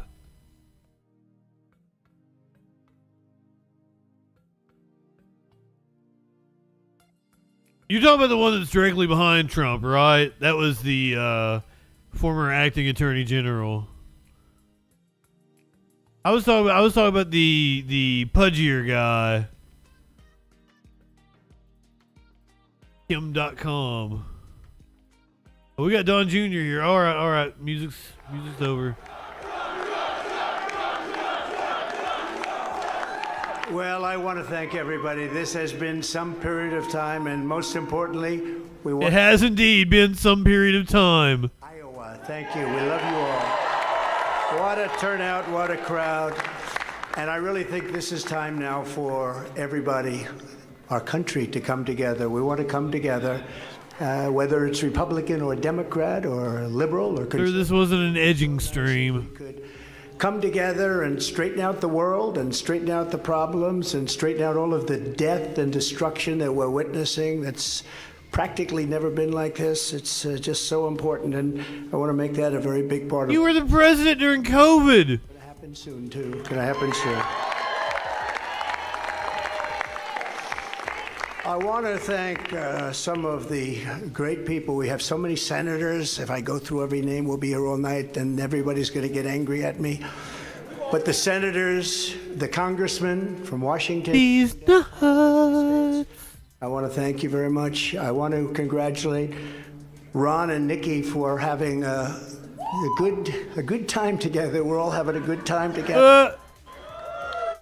I think they both actually did very well. I really do. I think they both did very well. We don't even know what the outcome of second place is. And I see Carrie Lake. Congratulations, Carrie. Very good. I spotted. For what? What did Carrie Lake do? Senator, great senator, I predict, right? You're going to be a great senator. You just want to fuck her. I also want to congratulate Vivek because he did a hell of a job. Rhymes with cake. 0, and he's got a big percent, probably 8%, almost 8%, and that's an amazing job. They all did. They're all very smart people, very capable people. I think most importantly, I want to thank my incredible wife, First Lady, I'll say former and maybe future. What? But more important than Melania, I want to thank her. Oh, former and future First Lady. Beautiful mother who passed away a few days ago. And she's up there, way up there. She's looking down and she's so proud of us. And I just want to say to Amalia, you are special, one of the most special people I've ever known. And that was a tough period of time for the family. But she's amazing. She was amazing. So I just want to thank what she's done for our family and her husband, who's home right now and very lonely. He's a lonely man, but he's going to be okay. Victor, they're great people, great parents to all of us, really. I mean, great parents, but also to Barron. Boy, did she take care of Barron. That's how he got so tall. He only ate her food. And I want to thank my family. She breastfed your kid? Worked so hard. And they've taken so much abuse for being good people. I mean, good people. But Eric and Don, they really did. These two have been working so hard, and they have another job also, so they have to do it all. But they've been working so hard. And his shoulders, they're so. Tiffany's home. They're watching, and I know that Barron's watching. Good old. He's Barron. got no shoulders. I said, "You're going to be a basketball player." I said, "Well, I like soccer, Dad. Actually," I said. At your height, I like basketball better, but sometimes you can't talk them into everything. But he's a special boy. But the whole family is just incredible. And my... Get that man some shoulder pads. Just the biggest fan. He's just an incredible person and always supportive. We love Elizabeth so much. Hey, George Carlin was better than this. Took a big chance. You know, in most states, we have support of everybody, the Congress, the senators. We had Marco Rubio. We had Rick Scott the other day. We have, probably 50. I would be scared if I saw Rick Scott. Saying, we want to endorse you, sir. I said, oh, great. If Rick Scott was walking towards me down the street, I'd fucking hide. Probably has ever had in this position. And we love them all. They're great. They're really trying to do a good job for our country. But one woman in Iowa who really stepped up was your attorney. Nix, good evening. She really, really stepped up. Trump is the winner of the Iowa caucus by a landslide. By an absolute landslide. She stepped up. She's going to be your governor someday, I predict. So we'll see. Governor. We'll be watching, but she really did. She broke away from the pack. And she had tremendous courage, and wasn't easy. In some states it's easy, in other states it's a little bit more difficult. But I haven't seen Who Framed Roger Rabbit in forever. I need to watch that again. Another man who was actually the first person to endorse me in the entire country. He's a state senator. His name is Brad Zahn. He looks like he's the most handsome guy, I think. Oh, you made it. He had to drive from his caucus location. You made it. I call him the Marlboro Man. What? Why? You want to say something? Come on, go up, say something. Well, I'll tell you, I had to actually do a TV interview bragging about you. The reason why I was late is because of that, but is he awesome or what? This Opie-looking motherfucker. Albino Opie. I'm honored to be the first person in the United States to endorse this guy. The next president, the 47th president of the United States. This is an insult to Ron Howard. I apologize. And when he says endorse, we're really talking about 2015. He endorsed me before, actually, long before I knew I was going to run. I said, who's this man in Iowa? He's a senator, a state senator. He's a good-looking guy, too. Doesn't he look? You could pay him and give him a lot of money. And by the way, what? Mr. Chairman, I want to thank you for being here. You are. He's telling you to start an OnlyFans. Comes all the way from Missouri, which isn't that good-looking guy. You can give a lot of money. Electric car that far, though. Thank you very much. I appreciate it very much. The group of people that we have on the stage is just emblematic of the tremendous group that we've had. I might smash. A great team. It's scary. Looking really good in 2016, and just to go back to the senator, that usually doesn't open in that browser. Who is he? He keeps endorsing me. He keeps saying Trump, and I didn't even know I was running. He endorsed me 4 months before I knew I was running, about 4 months before the Escalade ride down with our great First Lady. And that was Brad. I said, who is he? So he was the first one. But we have people that are so incredible. Your Republican Party Chairman, Bobby Kaufman, and his son, who is a brilliant guy, and he worked with us. And brilliant guy. There's a family of real professionals. Matt Whitaker, who is the very talented and very good Attorney General. No, he wasn't. He's around here someplace, and he's been with us all the way. You know, we have a man that was very impressive. And I say, there's nothing wrong with it. He's so solid and so good that he didn't catch on. Sometimes being a little controversial is good. He's so perfect. Although he did break his leg during the campaign, that wasn't so good. But it sort of stood out a little bit, Doug. But Doug Burgum from North Dakota, the governor, and his beautiful wife, Catherine. Burgum.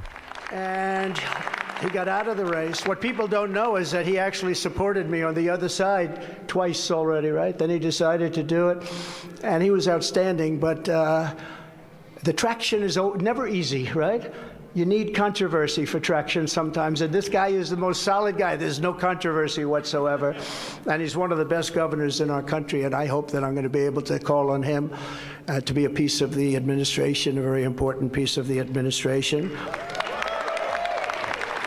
God, for the love, please do not let this man have another administration. There's the entire Trump team, and that includes my two boys who are really here all the time, whenever we needed them. Whenever we needed them. They are. Justin, good evening. And look at all these people. Oh, Susie, I have to say. And Chris. And they want no accolades. They just want a victory, and they want to make America great again. That's all they want, actually. They don't want to be speaking. Eric is so awkward. They just want to do their job, right? I want to thank you very much, Jason, everybody. You're really fantastic. What a job you've done. Thank you. I feel like he's wearing one of Donald's old ties and coats, too. They don't fit him. Draw, baby, draw. We're going to seal up the border.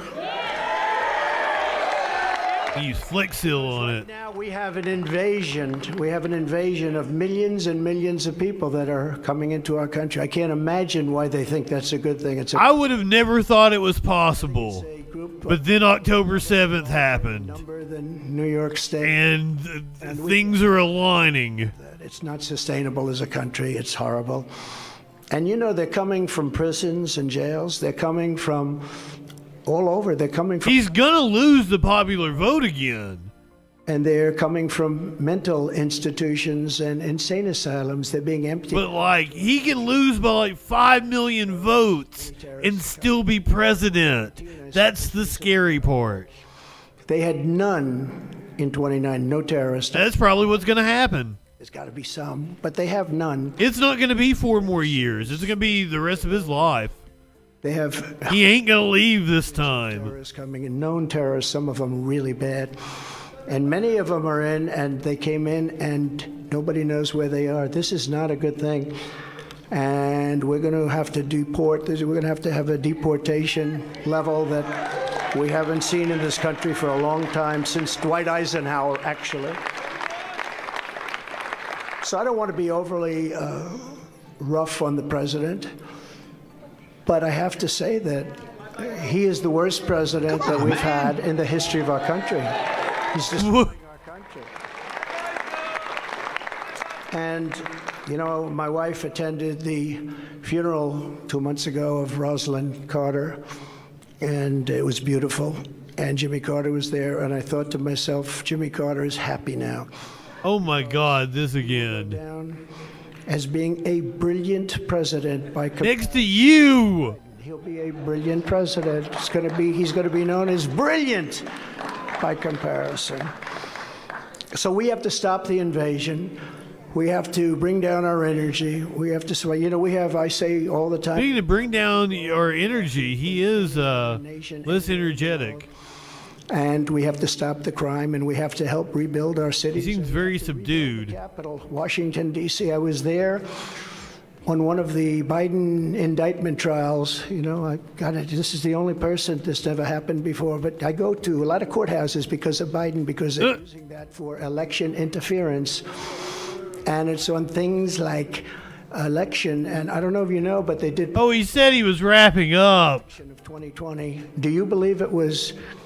honest or not, 82% said it was not. Come on, man. And we can't have that, Chairman. We can't have that. You can't have a situation like that. Chairman. We're going to straighten out our elections. We're going to... That's what I'm thinking my hair looks like right now. Paper ballots as soon as possible. Voter ID.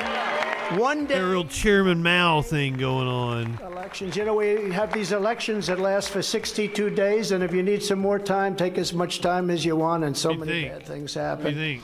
We have to get mail-in ballots, because once you have mail-in ballots, you have crooked elections. Actually, Jimmy Carter's commission said that a long time ago.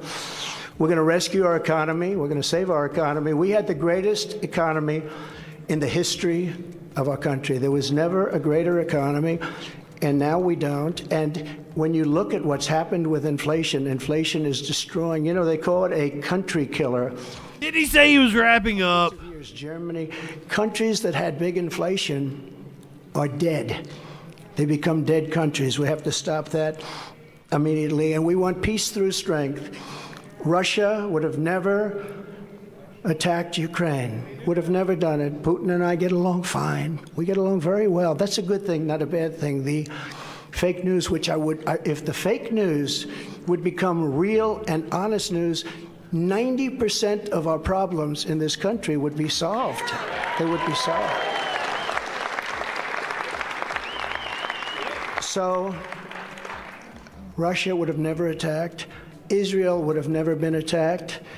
The Ukraine situation is so horrible. The Israeli situation is so horrible, what's happened. And we're going to get them solved. We're going to get them solved very fast. I actually said Ukraine. I know President Putin very well. I know Zelensky very well. I'm going to get him in. We're going to get it solved very quickly. Should have never happened. Would have never happened. Now you have all that death, far greater than people understand.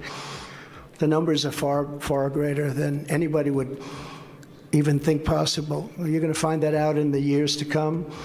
when they knocked down these massive buildings in Ukraine, and then you see they announced 2 people were slightly wounded. No, many people were killed. Many people were killed. We're going to get it stopped. But it's so sad because it should have never started. People killed and a culture destroyed. You can never replace 1,000-year-old buildings with the most beautiful golden domes and churches and everything, just all rubble now. And it's so sad. What's he even talking about? Palestine? And likewise, Israel would have never been attacked. It all comes from Iran, and we would have had to deal with Iran very quickly had the election where we, by the way, got, and I say we because it's all we got more votes than any sitting president in the history of our country. But they say we lost by a whisker, okay? But regardless, we lost by 8 million votes. Do incredible things, and we're not going to let China do what they'd like to do. I get along great with him also. President Xi, he's a very strong leader. And there's a lot of sniffing going on. We're going to get the Ukraine war solved. We're going to get the Israeli situation solved. But if you think back to that, Iran was broke. Very loud. I said to every country, anybody does business with Iran, buys oil from Iran. They were broke. We're not going to let you do business in the United States. And that's the way it is. They did very little business, almost sold no oil. Nobody wanted to do that. That's a big penalty. And what happened is they had no money to give to Hamas and to give to Hezbollah. And in fact, there were a lot of stories at the time. They had no money for terror. And for 4 years, we had no terror. We had the terror ban. They call it the Trump travel ban, but it was really the Trump terror ban. The terror ban. People in our country that are going to blow up our shopping centers. The cousin of the Taliban. And we want a country of law and order. So we're going to rebuild the capital of our country, Washington, D.C. We're going to scrub those beautiful marble columns. Something happened to the Capitol? Get the stickers off them, and we're going to scrub them and get the graffiti off them. And we're going to clean the streets, and we're going to rebuild the streets.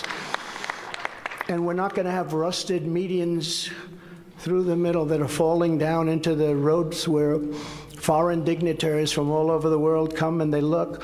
And we're not going to be riding on top of garbage like I did just a month ago, riding on top of garbage. We're going to rebuild our beautiful Washington, D.C. Riding on top of garbage. And we're going to make unbelievably harsh penalties for people that go around shooting. Last week they shot 3 people. And every night something happens. It's so sad. And likewise, we're going to rebuild our cities, and we'll work with the Democrats to do it. I'd be glad to work with the people in New York. We're going to work with the people in Chicago and LA. We're going to rebuild our cities, and we're going to make them safe. And we're going to give our police officers immunity. So every time they do something, they don't get sued and stopped. We're going to end crime in our cities. We're going to give our police officers immunity. I'll tell you, this is a different place.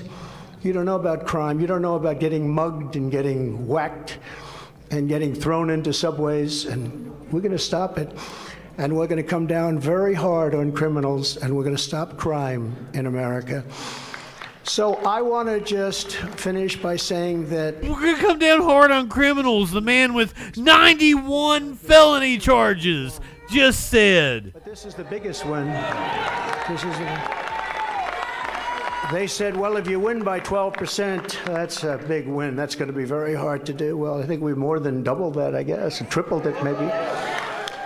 They said, you'll never get over 50, and I just left and we're at 54. Now, I don't know what's going to happen with it, but they said, you can't do that, sir. Yeah, we're going to come in about 53. Get into the 40s, maybe 40, 41. And then I look up, and, it was very interesting. I didn't know they called it early. I thought that is a historic win. My impression, see this gentleman? He's dressed like a wall. I love this guy. He's been at 150 rallies probably, right? He has the most beautiful outfit I've ever seen. It's all beautiful brick. Will you come up here? Just come up here. Come on. It's so nice to see. Come on up here. He's emblematic of what we did. We built over 5. I'm amazed he knows what the word emblematic means. It's much more than we promised. And we had the safest border in the history of our country. Now we have the worst border in the history of the world. Look at this, man. Congratulations. Incredible to see you again, Chris. Really nice. Nice to see you, man. You take care of yourself, okay? Absolutely will. Thank you. Take care. I love that outfit. I love him. That's great. We love it. That's a hot-selling jacket, by the way. So. But that represents what we did. No, we built a tremendous, that's the reason. And we got Mexico to give us 28,000 soldiers free. And we had... He's not even exciting anymore. In 2016, he was fun to watch. And we did a job. Like, I could kind of get that. The greatest economy in our history. We were a great nation 3 years ago, and now we're a nation in decline. We are going to turn it around so fast. It's going to happen so fast. We're going to drill. We're going to make we have great wealth. We're going to drill. We're going to use that money to lower your taxes even further. We gave you the biggest tax cut in history. And we're going to lower them further, and we're also going to pay off national debt. It's about time. It's about time. So it's now off to New Hampshire, a great place. We won it last time, and we won it both times. And we love it. The people are great. Yeah, you won it the second time. There was nobody running the second time. We love Iowa, but they're all great. They only want to see one thing. They want our country to come back. They're embarrassed by what's going on. Our country is laughed at. Our country gone. Laughing at us. And they want our country to come back. They want America, they want us to be great again. It's a very simple. MAGA, make America great again. And America first. America first is a very important part of MAGA.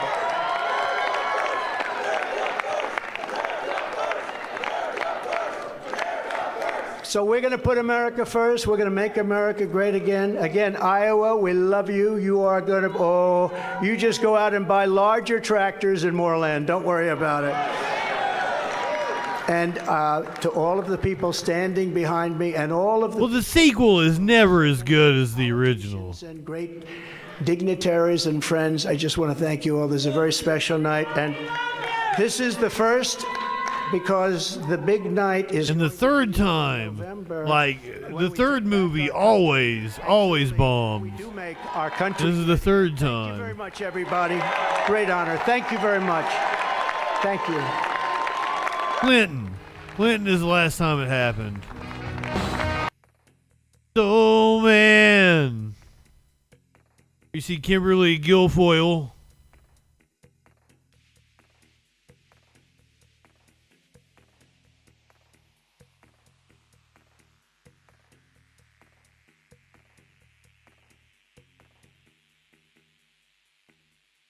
Are we even going to get the other candidates speaking here?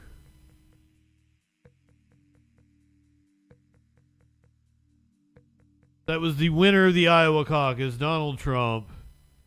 53.3%. We got 86% of the vote in.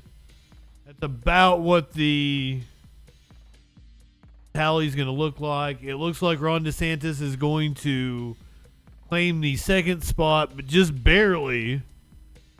Nikki Haley holding on to third with 18.2%. It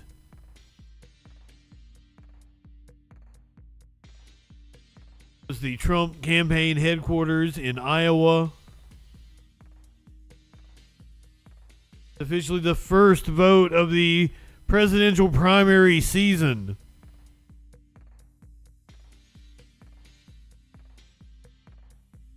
The AP also has cameras set up at the Haley and DeSantis campaigns.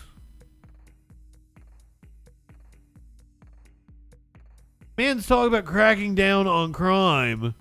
91 felony charges he is facing.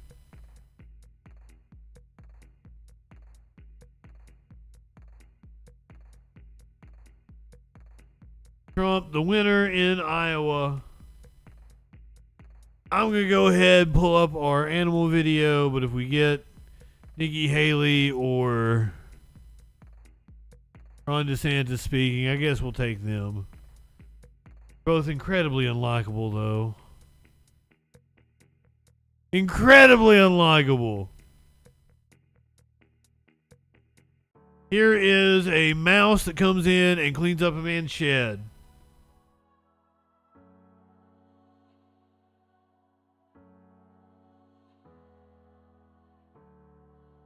Apparently the mouse does it every night.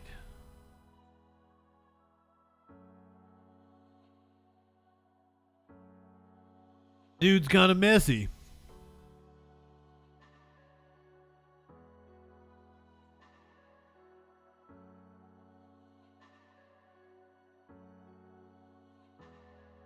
It makes sense. He's trying to make a nest.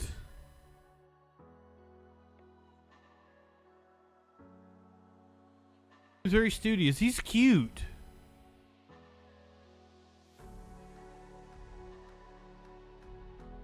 This little booger.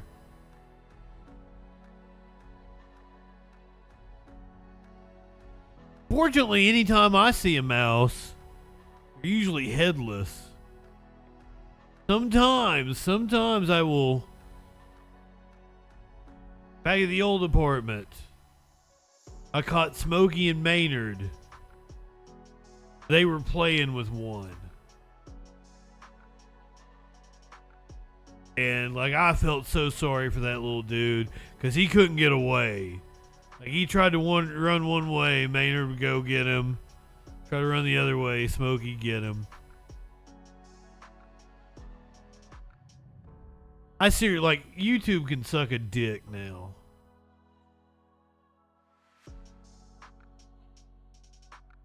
I can't wait seriously to hate have your YouTube. cock in my mouth. I'm going to give you the blowjob of your life. Then I think want it's you adorable, inside of Snigs. I like the little dude.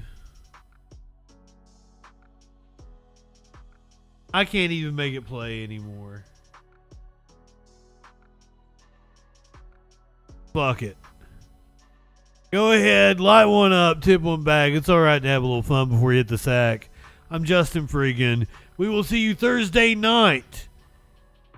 Ron DeSantis is coming out, but I don't give a shit. Fuck Ron DeSantis. We'll see you Thursday night on the Troll Patrol.